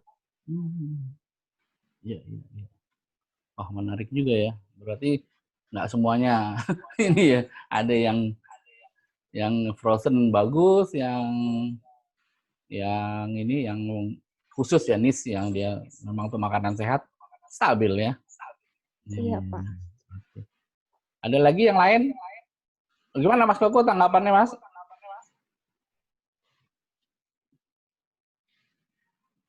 Apa nih? Tadi Bu Anita malah salesnya dia pandemik gini stabil. Iya, niche soalnya kan, Iya, niche apa market niche gitu. market, iya. Jadi vegetarian udah ada pasar, udah ada. Jadi ya asal orangnya itu nggak pindah ya berarti udah bisa dihitung itu capture rate-nya ketahuan, pasti kebagian. Ya Tinggal orang lawan-lawan yang lain vegetariannya itu lagi ngapain. malah mungkin makanan sehat lagi malah jadi ini dicari orang sekarang. Nah itu relatif sih menurut saya sih sehat itu menurut siapa dulu gitu. Sehatnya kelas A, kelas B, kelas C beda-beda soalnya. Jadi definisi sehat itu bias sih sekarang. Apa tuh namanya? Walaupun udah siapa tuh kemarin yang Pak Woku apa Wiku apa itu yang di COVID tuh bilang 4 sehat 5 sempurna ala dia gitu. Ada juga tuh bikin gitu. Saya pikir enak aja dia bikin 4 sehat 5 sempurna. Nggak sama yang kita pelajari waktu SD dulu. Jadi nggak sama lah ini apa sehat itu. Tapi bahwa orang sadar bahwa ya kalau bisa makan yang sehat itu oke lah karena apa itu namanya untuk dirinya sendiri sih. Cuman Iya kalau sih, terima kasih banyak. ya apa tuh namanya ya vegetarian udah punya pasar sendiri ya bagus lah. Iya sih Pak, kita karena memang kita dari awal masuk kan memang mau nembaknya, maksudnya di segmennya itu memang untuk yang vegan, vegetarian, jadi memang nggak, jadi memang tidak bersaing dengan orang-orang yang warteg sekitar atau apa, memang kebetulan di daerah yang saya pun itu sedikit, jadi memang kalau kita untuk ambil GoFood dan GrabFood, kan ongkos antaranya juga nggak besar, jadi memang di daerah saya itu jarang gitu. Iya, iya, iya. Sekarang ini pokoknya yang survive, ya saya amatin ya, itu yang punya networking sama community aja. Jadi siapa yang punya community biasanya yaitu dari community-nya aja volumenya udah cukup gitu. Dan yang punya network ya begitu. Yang agak bawah belur malah yang punya restoran chain gitu ya, restoran chain gede banget kayak gitu agak repot gitu. Tapi yang kecil-kecil yang punya apa tuh namanya komunitas sendiri-sendiri, entah itu komunitas pengajian lah, komunitas sepedaan itu walaupun nggak sepedaan tapi tetap komunitas juga kan. Cuma itu tetap berkumpul orangnya dalam satu grupnya itu yang cukup sih volumenya mereka rata-rata. Memang Tadi Pak, benar. tadi malam saya juga ada Zoom dengan komunitas alumni ya, yang banyak yang juga jadi kontraktor. Jadi dan juga pengamat. Jadi mereka malah lucunya working space yang di sekitar perumahan itu laku gitu. Jadi orang work from home itu hanya tahan ternyata nggak lama karena di rumah digangguin anak lah, istri lah kan gitu. Akhirnya nyari tempat dia gitu istilahnya. Jadi tadinya saya pikir co-working space itu akan habis, ternyata enggak juga katanya, karena justru yang di dekat-dekat perumahan tuh co-working space-nya malah laku katanya. Jadi orang-orang udah nggak betah nih kerja di rumah. Cuma ya tadi syaratnya ya itu tadi colokan dan wifi harus jos kan gitu kan. Gitu ya. Oh, saya baru dapat insight tadi malam tuh. Ternyata co-working asal dia dekat-dekat perumahan gitu ya. Karena orang-orang yang kerja di rumah tuh memang 2 minggu pertama sih tahan, lama-lama nggak bisa konsentrasi juga di rumah gitu. Akhirnya cari co-working space ini. Nah, ini mungkin buat Bapak Ibu yang lagi mikir-mikir co-working space mau ditutup apa enggak ya kan itu. Mesti evaluasi benar-benar nih. Ternyata orang kerja di rumah juga nggak betah. Delivery siapa ya? Deliverynya naik siapa nih? Ada nggak yang deliverynya jadi naik berapa kali lipat gitu? Kan dine-in tutup, ya, delivery doang gitu. Nah, naik berapa kali lipat? Itu nutup overhead apa enggak gitu? Kalau GrabFood, GoFood termasuk delivery nggak Pak? Atau dia beda? Masuk. Iya, kalau saya termasuk naik. Karena kan saya mengandalkan GoFood sama GrabFood. Ya, itu Untuk yang datang makan hampir tidak ada Pak. Paling cuma datang saya semuanya take away semuanya. Untuk datang makan pun saya tutup semuanya karena memang juga kan resiko cukup tinggi. Jadi otomatis semuanya bungkus. Nah, kalau bungkus mengandalkan perkantoran di sekitar, orang datang makan itu sangat sedikit. Jadi benar-benar mengandalkan delivery. Dan itu bagus gitu. Iya. Nah, ini kan udah mau boleh buka. Ini lokasi di mana, Bu? Jakarta apa di mana? Jakarta. Saya di Jakarta Pusat, Pak. Ini kan besok, kalau restoran boleh ya? Senin. Besok mall baru buka. Ini dine-in-nya kapan buka rencana, Bu? Saya justru malahan berpikir belum rencana untuk buka, Pak. Lebih senang dengan delivery. Kayak gitu ya? Iya, Pak. Lebih repot kalau buka orang makan dine-in, jadi lebih enak. Akhirnya terpikir nanti mungkin lebih mau fokus di delivery aja. Apakah itu mau catering kah, ataukah untuk orang ambil makanan, atau bagaimana, saya lebih senang sekarang. Jadi juga nggak terlalu sumber dayanya bisa dimaksimalkan di dapur, dan kami-kaminya juga bisa lebih fokus di operasional. Jadi untuk mengandalkan orang yang datang makan, mending semuanya di delivery aja sekalian. Iya, betul banget. Itu yang saya dapetin beberapa juga begitu. Karena memang konsentrasi kan di kitchen ya, gitu. Jadi produktivitasnya itu lebih tinggi gitu. Iya, Pak. Kitchen aja. Sedangkan kalau dine-in kan terpecah, ada kasir, ada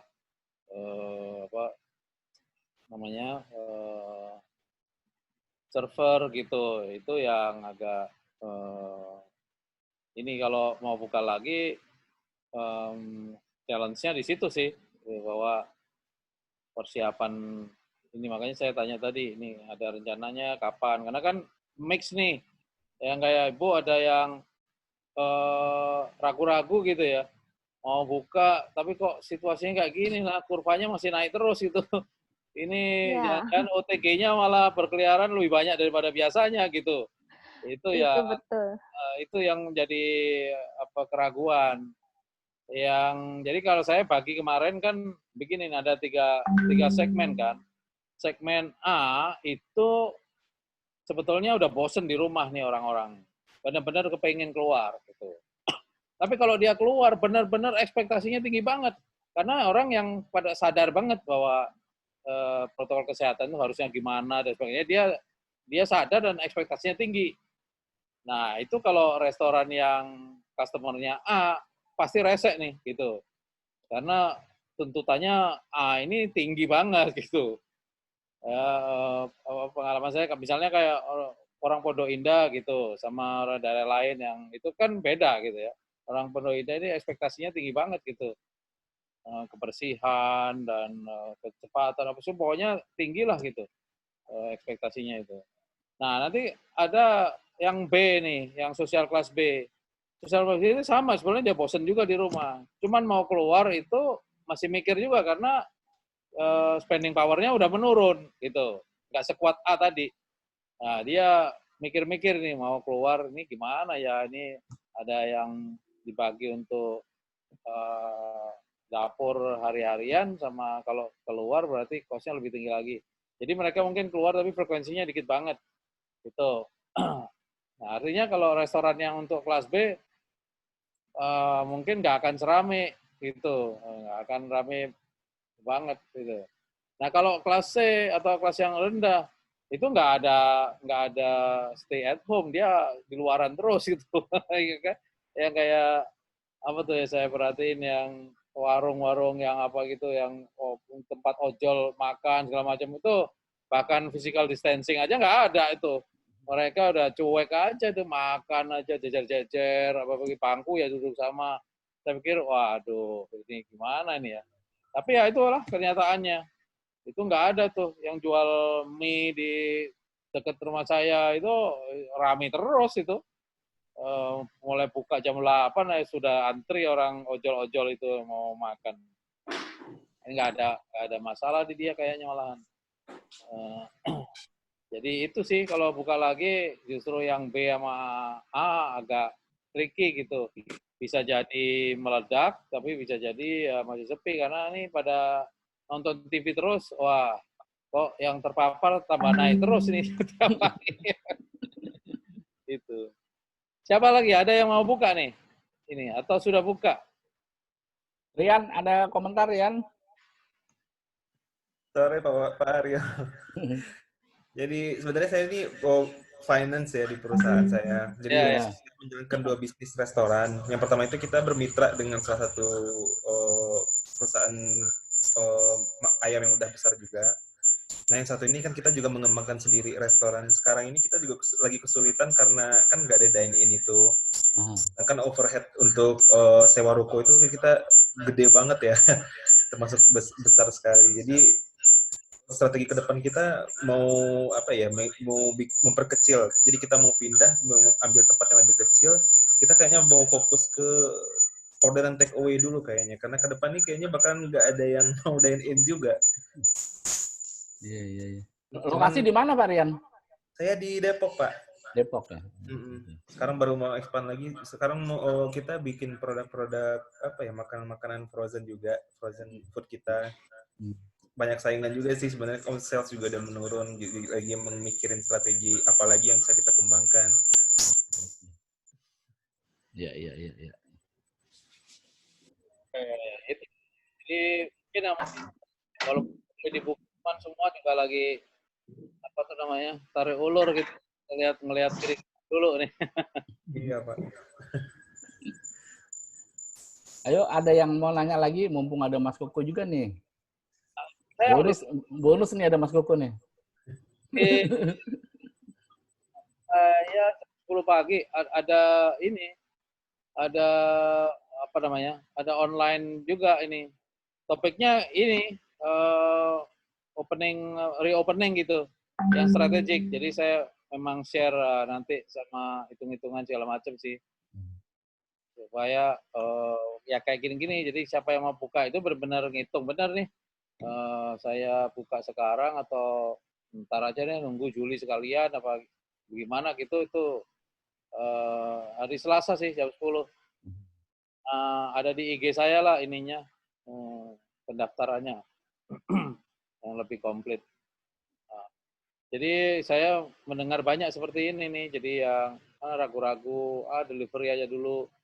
Ya, kalau delivery udah lebih dari break even ya kayaknya sih mending mending jalan delivery dulu aja sampai benar-benar situasi apa tuh namanya aman bener gitu. Risiko juga.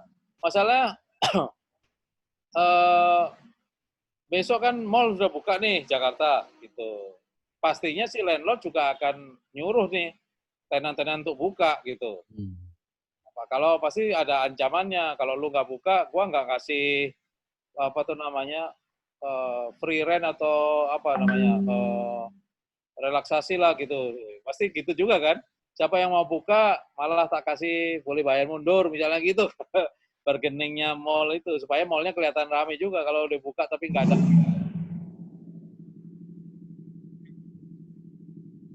pakai segala macam gitu. Mallnya pasti kayak gitu tuh. Berlomba-lomba nih ya, mall-mall yang gede-gede itu. Tapi tenannya ini kalau cuman jual emas terus satu orang nungguin ya nggak apa-apa. Tapi kalau restoran kan ada berapa banyak karyawannya yang masuk gitu. Nah itu risiko kan. Risikonya itu macam-macam. Apakah mau masuk itu karyawannya tuh disuruh tes PCR dulu pakai sertifikat supaya ini apa enggak gitu. Kalau mahal kan, kalau kan repot kan gitu. Nanti malah disuruh tutup gitu. Kayak di Malang kemarin kan yang lucu itu. Malah sampai tukang parkirnya kena gitu. Jadi mungkin nggak mikir dia ya bahwa tukang parkirnya itu sumber ini OTG tuh dia OTG Dia paling kena expose ya kemana-mana dia. besar dia. Sepeda motor dia yang mindahin apa segala macam. Ya nularinnya nggak karu-karuan. Pak Asep gimana Pak Asep Herman? Ada komentar? Ada yang mau ditanyakan? Sambil nyimak Pak, sambil nyimak. Ya, Pak Asep di mana posisi? Bandung. Bandung ya. Oh suaranya bagus tapi ini. Kebetulan kan saya mainnya di ayam geprek Pak. Jadi kalau dibilang kelas ya B, C gitu ya. Yang tadi Pak Koko sampaikan juga. Dan untuk di Bandung itu bisa dibilang sudah mulai adaptasi baru, sudah mulai boleh buka dine-in. Tapi sesuai protokol lah seperti biasa. Cuman kita juga perhitungan kalau apa namanya dengan kita buka dine-in tadi kan kita harus bayar karyawan tambahan dan lain-lain. Akhirnya kita ambil di sisi lain banyak juga customer kita yang pengen. Jadi dari kemarin-kemarin yang hanya take away pengen juga kapan dong bisa makan di tempat gitu. Akhirnya kita ngambil jalan tengahnya. Kita nggak nambah dulu karyawan, semua protokol kita penuhi, ada beberapa SOP yang kita rubah, tapi kita mulai menerima dine-in bagi yang mau gitu. Jadi tidak jor-joran banget pengumuman dan lain-lain. Jadi di sisi lain saya sampaikan sih 2 minggu evaluasi lah. Kalau ternyata trafficnya bagus, misalkan kita kita tambah karyawan. Tapi selama ini masih stuck, masih begini, ya nggak akan kita tambah dulu gitu. Ya hanya memanfaatkan situasi di mana customer loyal yang memang pengen, tapi tetap kita memperhitungkan protokol yang ada. Gitu sih Pak. Yang masuk siapa Pak? Yang customer-nya Pak? Yang masuk di tempatnya Bapak umumnya Pak Asep? Mahasiswa kah, pekerja kah atau? Ada kan mahasiswa atau pelajar gitu sekarang mereka pada libur, tapi mereka di sisi lain juga udah pada jenuh. Betul. Atau masyarakat sekitar juga ada. Kalau database punya nggak Pak? Selama ini punya database nggak? Database customer punya apa nggak? Ada. Jadi kita yang dimaksud dengan tadi saya bilang tidak promo itu, kita nggak sampai main iklan digital. Kan biasa kita main iklan digital, kita nggak seperti itu. Kita ngandelin broadcast, status WA, nomor handphone outlet yang biasa berhubungan dengan customer, hal seperti itu aja gitu. Nggak diseriusin banget sampai kita pasang iklan digital bahwa kita sudah buka lagi gitu Pak. Iya, iya. Ya itu sih apa tuh namanya? Yang penting strategik banget gitu di apa tuh plan A, plan B, plan C-nya dibikin. Kalau plan A, ya ini anggap aja ini plan A nih yang sekarang ini gitu. Nah, plan Betul, B-nya betul. gimana? Itu plan B-nya itu coba gimana kalau kapasitas kita naikin 2 kali lipat dari yang sekarang ini, kita terima liningnya, kira-kira sales-nya akan masuk berapa dan karyawannya perlu tambah berapa gitu. Jadi setiap plan itu harus dipastikan pasti untungnya gitulah gitu. Jangan sampai salah bikin plan, misalnya terlalu agresif, nambahin kru, nambahin apa, tapi orangnya nggak datang. Atau sebaliknya gitu, udah promo gini-gini, tapi orangnya nggak ada, sehingga keteteran. Ya itu ya, sama nggak enaknya semua di ke brand gitu. Jadi ini sudah kritikal di brand protection ya gitu. Karena kayak yang di Malang itu misalnya kemarin yang kejadian yang kita pada tahu semua itu sebetulnya apa ya yang mahal disuruh tutup 14 harinya sih mungkin ya kuat-kuat aja lah cash flow-nya gitu kalau orang belakangnya kuat itu. Tapi brand nama apa brand name-nya itu loh, itu kan reputasinya itu jadi apa ya, kan viral ya. Kalau viral itu kan repot banget tuh. Wah, itu brand yang itu kemarin ada yang terpapar nih, jangan ke situ deh gitu, jangan dulu deh ke situ. Itu mahal banget itu damage controlnya. Itu. Jadi benar pakai plan A, plan B, plan C itu untuk menjamin itu juga gitu. Karena benar-benar kalau kemarin viral gitu, wah sampai di apa tuh namanya dites di lapangan, terus ketemu orang segitu, itu suruh tutup pula. Waduh, udah itu. Nah ini kalau restoran chain lebih parah kan. Kalau ada 20 cabang, ada 80 cabang, ada gitu, nah, satu kena itu cara melokalisirnya gimana? Sudah disiapin nggak PR-nya itu atau communication-nya, communication department itu nyiapin belum? Kalau sampai ada yang kena itu gimana cara komunikasinya kita supaya terlokalisir?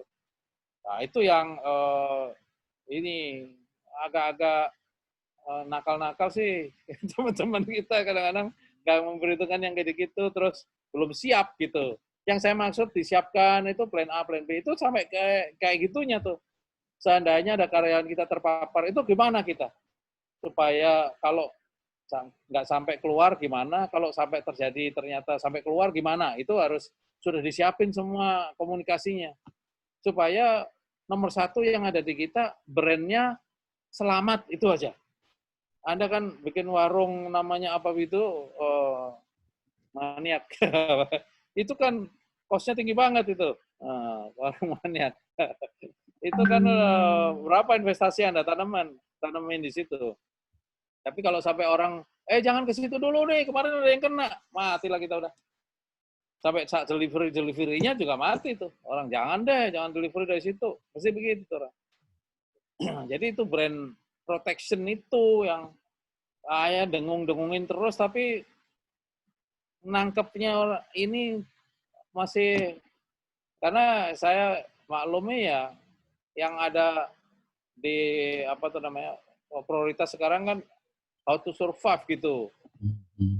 Tapi pada agak lupa bahwa brand itu lebih mahal.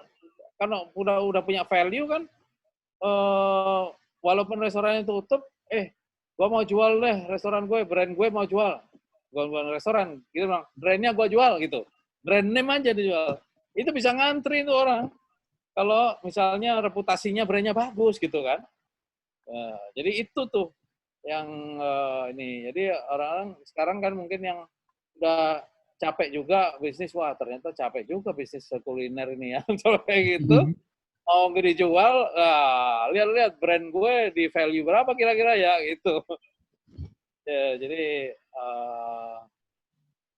itu sih ininya, harus hati-hatinya di situ.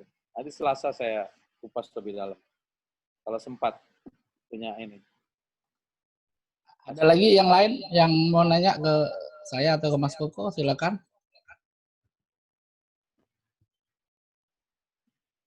Mbak YKH siapa nih? YKH. siapa? Silakan YKH ini siapa? Kalau mau nanya.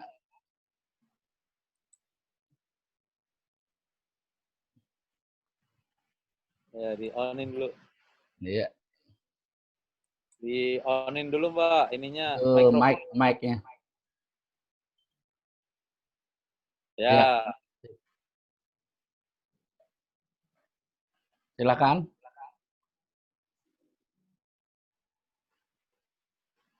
Nah, belum on nih. Suaranya belum keluar, Mbak. Ya, halo. Mulai dikecil. Kurang gedein lagi. Udah kedengeran sih. Saya cuma nonton aja sih, dengerin aja. Soalnya saya juga pemula. Oh, gitu. Oh, ya. Iya. Apa ininya, Bu, Mbak? Cita-citanya pengennya apa? Saya kan purchasing di Mr. Suprek Surabaya. Oh, sebenarnya Pak Theo. Ya. Salam buat Pak Theo. Pak Theo juga. Iya. Ya. Salam Pak Theo, Pak Kevin dan Pak Robin ya. Pak Robin, ya, Iya. siap Pak. Iya. Harusnya sekarang Mr. Suprek ini nelikung ini si Bensu. Nah, betul, baru mau ngomong itu. Bensu kan lagi lumpuh nih. Ini kalau diserbu sama franchise-nya mati dia. Mintain tanggung jawab, ternyata separah itu dia. Iya.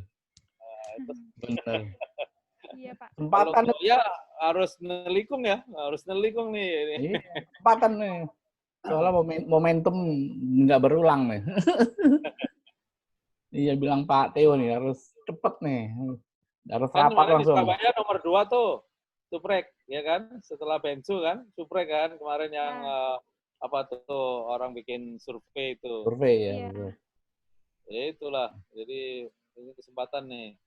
Kalau goyah ini nanti kan terus manajemennya agak ini ya mudah-mudahan bukan kita doain yang jelek ya, tapi saya bilang yang penting semuanya kalau bersaing ya bersaing secara sehat lah gitu. Sehat ya. Itu ada aja peluang sih. juga sih. Iya. Dan artinya itu ya semua namanya bisnis ya. Siapa yang nggak pengen jadi top of mind, brandnya jadi top of mind, itu kan semua cita-citanya pasti begitu dong gitu. Benar. Namanya juga di kuliner, pengen brandnya tambah lama gitu. Kan saya bilang bahwa di Indonesia ini sejarahnya kuliner Indonesia 1 dekade terakhir ini meledak ya gara-gara banyak orang yang berani-berani itu, yang nekat-nekat bikin bisnis kuliner gitu. Nekat dalam arti dulunya saya idealis banget kan, bahwa artinya brand itu memang harus sustain, harus yang lama gitu brand itu.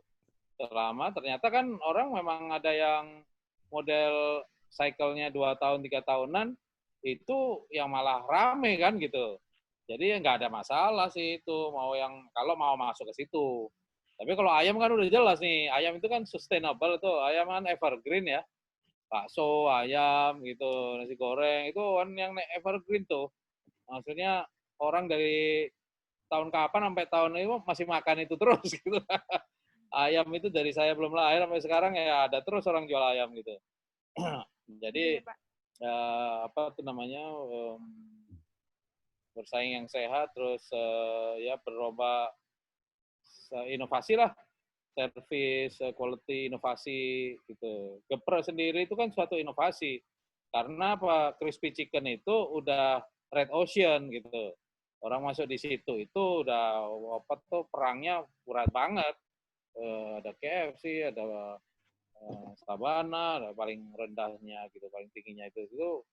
Nah, orang adanya ayam kremes, ayam penyet, ya, itu kan inovasi supaya orang keluar dari red ocean, masuk ke blue ocean baru. Nah, di sini geprek gitu. Gepreknya bisa, perhitungan saya sebetulnya harusnya meredup, tapi kenapa masih lama juga nih? Ini termasuk paling lama. Ya karena itu banyak pemain-pemain baru yang berani-berani, termasuk berani yang nggak sesuai hukum juga sih. Gitu. Tapi kenyataannya bisa beratus-ratus cabang begitu, mau apa? Jadi ya itulah fenomena Indonesia ya gitu. Jadi yang penting bisnis kuliner itu harus tetap boom terus, karena kalau boom ya kita ikut kan, karena aura kuliner ini besar banget sehingga semua rata gitu. Sampai ke tadi yang vegan vegetarian itu juga tetap dapat juga karena ya memang pasarnya Indonesia gede banget itu makanan itu. Saat pandemi begini orang masih makan sih. Iya. Walaupun Oke, Pak. makan di rumah. Cuman ini yang perlu dilihat adalah begitu PSBB mulai dilonggarin kayak transisi sekarang, besok kantor sudah 50% boleh buka gitu, mall udah buka. Kira-kira yang itu delivery-nya menurun nggak gitu? Ya, nah ini yang perlu dipantau terus nih. Delivery-nya menurun berapa persen? Karena orang kan kemarin itu delivery, frozen segala macam kan karena ada waktu di rumah untuk makan, untuk masak gitu. Istrinya bisa masak, ngapain beli gitu. Sekarang kantor buka kan banyak istri yang kerja juga nih. Kalau udah ke kantor lagi siapa yang masakin gitu. Nah ini jadi ini akan udah berubah nih, petanya pasti berubah. Nah, jadi tadi juga yang mau dine in juga begitu. Ada nih pasarnya karena orang udah keluar dari rumah gitu. Orang udah keluar rumah itu perlu makan juga dah. Makanya model kayak mana nih? Model pakai catering atau model datang ke outletnya orang atau model delivery. Nah, ini masih akan jadi challenge beberapa saat yang ke depan ini. Iya, Tapi Pak. pesan saya cuma satu deh pokoknya. Protokol kesehatan itu jangan ditawar gitu. Iya, Betul. iya. Higienik itu jangan ditawar saat ini. Itu justru harus ditonjolin habis-habisan. Karena sekarang yang ada di otaknya orang adalah gue makan safe apa enggak gitu. Iya, benar. Benar. Nah itu nomor satu sih. Jadi jangan kompromi sama itu deh. Apapun sedetil apapun, sekecil apapun, jangan kompromi. Karena itu justru kalau kita bisa memprovide protokol kesehatan itu above average gitu, di atas rata-rata orang yang lain, diingat orang kita, brand kita diingat orang. Nah kalau brand kita diingat orang, akan diingat kapan aja gitu. Karena peperangan itu kan adanya di benak. Kalau sudah menang di benak sini, lama nggak bisa dihilangin. Nanti sampai buka lagi, misalnya quarter ketiga atau keempat udah aman lah gitu, kita tetap diingat di benak sini nih orang masih ingat. Wah, yang di situ kemarin bagus nih, top protokol kesehatannya. Makanya jangan sampai masuk brand hell nih sekarang kayak kemarin yang di Malang itu. Nah, itu diinget juga masalahnya sama orang. Nanti kalau walau udah lewat masanya, wah, itu recovery-nya berat banget untuk meyakinkan orang bahwa tempat gue aman. Itu mereka pasti pilihnya yang aman-aman dulu deh, jangan yang risiko-risiko gitu. Iya, iya, benar. Ya. Oke, ini tadi Pak Ipul masuk, mau ada pertanyaan Pak Ipul? Ada Silakan. Pak Hari sama Ya. Pak Koko. Ya. Saya tertarik ketika Pak Koko tadi bilang harus menyiapkan plan B, plan A Ya. ketika menghadapi buka sekarang ini ya. Ya. Kebetulan saya di Durian Story, Pak. Oh, Iya. iya. Saya HR-nya, HR manajernya. Oh, ya. Nah, kita kan sudah buka, Pak. Kita belum pernah tutup sih, Pak. Cuma ini kan di new normal ini kan, alhamdulillah kemarin pas waktu habis Lebaran itu kan panen, Pak. Ya. Banyak yang datang gitu ya. Mungkin kita tipe B atau tipe C ya, Pak, konsumennya. Ya. Nah, saya belum terpikir di HR manager nih kayak apa ya nyiapin plan B-nya kalau misalkan yang terjadi kayak tadi, misalkan tukang parkirnya, kan kita tukang parkirnya preman sekitar ya, Pak. Ya. Gimana ya itu ya antisipasinya? Iya, menurut saya sih ya yang paling aman pertama nih, kalau boleh saya saranin, ini paling enak, paling aman. Itu setiap kota, setiap area itu ada tim satgas kan, gitu. Protokol kesehatan Anda itu kayak apa? Panggil satgas itu, datang ke tempat Anda, suruh apa namanya? Suruh review, Evaluasi. Ya. Oke, siap. evaluasi. checklist saya udah bagus belum gitu, udah benar belum, gitu. Nah, usahain jangan salah, karena kalau salah dia juga langsung ngomong, oke, benerin dulu, jangan buka dulu, nggak bisa begitu dia. Jadi benerin dulu, ikutin protokolnya, diikutin semua, habis itu panggil dia, terus suruh review. Nanti dia tuh kayak endorser juga gitu. Setelah di review sama dia, kan dicek ini oke, ini oke. Sarannya apa Pak? Oh, kasih saran, ikutin aja dulu. Itu. Nah, termasuk tadi tukang parkir. Tukang parkir kan di luar kontrol ya, karena itu preman di situ. Tetap itu kalau tukang parkir, Pak, jangan Bapak sendiri, panggil RT atau RW, Pak. Jadi yang berkepentingan di daerah itu menjadi zona hijau siapa? Kan RT, RW sama kecamatan kan, Pak, gitu. Betul. Jadi camat itu berkepentingan atau RW ya, sekarang kan yang dipetain per RW. RW, masing-masing ketua RW berkepentingan daerahnya harus jadi zona hijau, Pak. Jadi Bapak caranin kerjasama sama Pak RW-nya bilang, Pak, tolong Pak ya, tempat saya ini ada tukang parkir, which is itu preman. Tapi ini kan preman yang istilahnya quote-unquote legal di RW kita gitu. Betul. Nah, oleh sebab itu tolong Pak, ini entah dites juga atau dikontrol juga gimana caranya. Jangan Bapak gitu. Tapi ini komunitas karena itu. Jadi ini yang belum terpikir sama orang banyak nih, bahwa kita itu juga harus memanfaatkan RW itu karena dia berkepentingan banget. Dia dinilai sama camatnya, sama itu daerahnya, bahwa kalau bisa daerah kita jangan sampai zona merah ya, gitu semua. Semua objektifnya aja menjadi zona hijau. Nah, menjadi zona hijau itu tidak ada lain kecuali membuat protokol kesehatan itu tidak satu daerah berjalan gitu.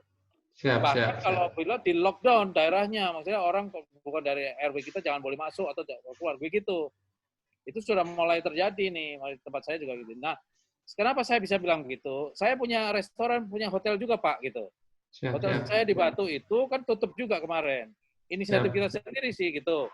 Kita nggak berani lah gitu. Kita mau nyoba gitu daripada risiko gitu.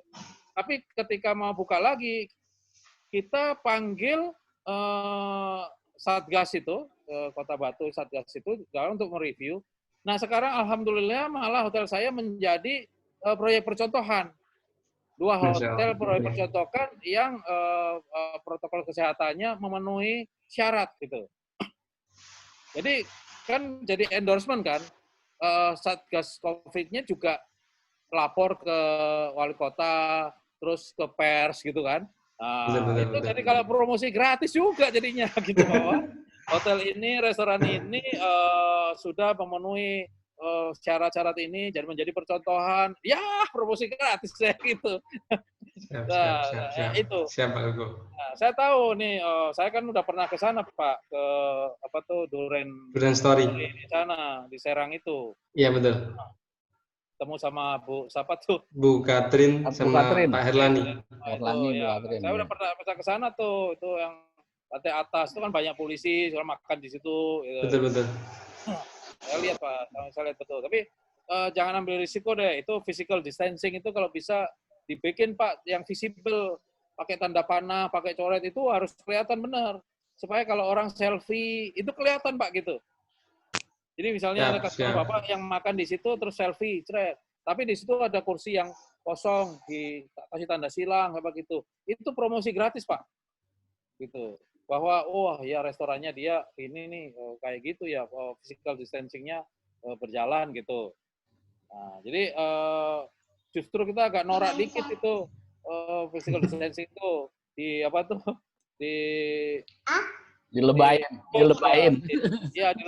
gitu, agak lebay gitu.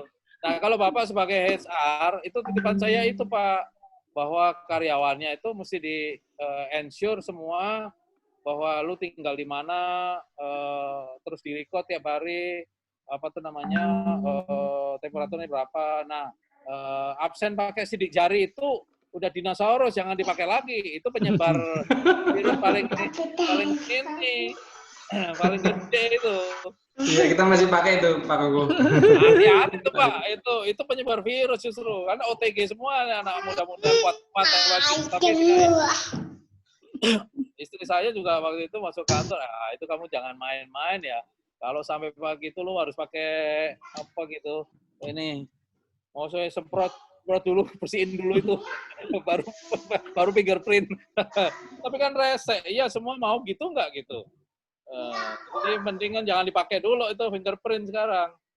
Justru manual aja dulu ini saat-saat ini rawan ini karena sekarang ini menurut saya ya sesuai pengamatan saya ini lagi masuk ke social class C sama D Pak penyebaran COVID ini. Kalau awal-awal dulu itu kelas A, kelas B gitu. Orang yang suka keluar negeri gitu ya gitu. Sekarang ini mulai ke yang karyawan buruh gitu yang kena. Terbukti entah itu pabrik rokok lah, entah itu karyawan grosir itu kena itu. Jadi sekarang lagi itu, apalagi sekarang lagi klaster baru apa pasar basah gitu. Ya kan lagi apa? Lagi kelas C sama D, Pak. Jadi karyawan kita ini selidikin dia kumpulnya sama siapa gitu. Boleh dibilang kita pasti mereka malah kelas sosial C sama D kan sekarang ini.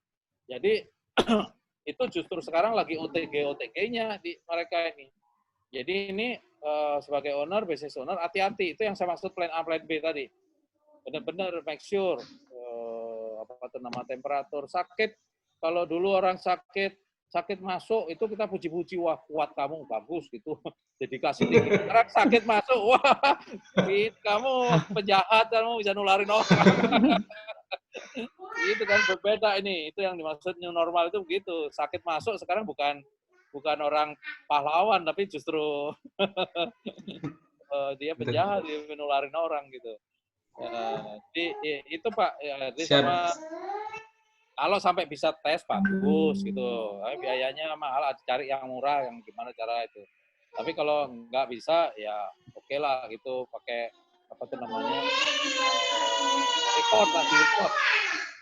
Kalau tracing itu nanti gampang, karena kan itu nih yang tadi saya bilang bahwa kalau sampai terjadi apa-apa di karyawan kita itu protokolnya sudah disiapin belum gitu, bahwa bagaimana caranya kita memutuskan bahwa kita declare apa not declare gitu. Nah, declare ada konsekuensinya, nggak declare ada konsekuensinya gitu. Nah itu yang bagus, karena kan belum tentu karyawan kita sendiri Pak yang kena. Kalau yang kena itu ibunya kan, ibunya ditrace kan, kamu tinggalin sama anaknya siapa aja, anaknya bekerja di mana aja kan begitu. Betul. Kemarin di Malang ada di satu pasar kan gitu, ibunya bakul tahu mati, meninggal. Nah anaknya ternyata positif juga. Lah itulah, padahal tapi anaknya nggak di pasar itu kerjanya, di tempat yang lain. Nah, tempat lain itu kan yang ini jadi masalah gitu. Jadi itu nih sekarang, apakah kita sudah siap nih? Bukan hanya tadi nyiapin sanitizer, apakah itu sudah gampang lah gitu.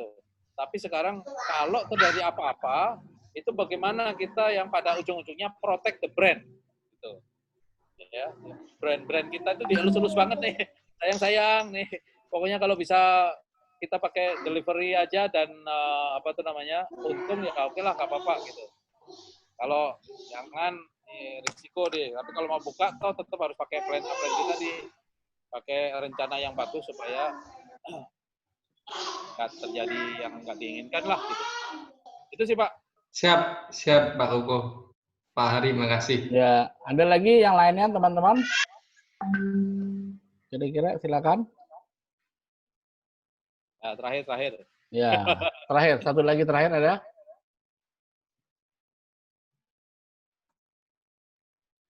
Udah kayaknya. Baik, kalau nggak ada kita akhiri. Terima kasih buat semuanya. Jangan lupa tanggal 16 ada dari Pak Koko, workshopnya Pak Koko juga. Ya. Kita ngomongin plan A, plan B itu. Ya. Lebih detail. Nanti pengumumannya ada pasti. 2 jam ya, 10 sampai jam 12 pagi. Ada pengumumannya nanti.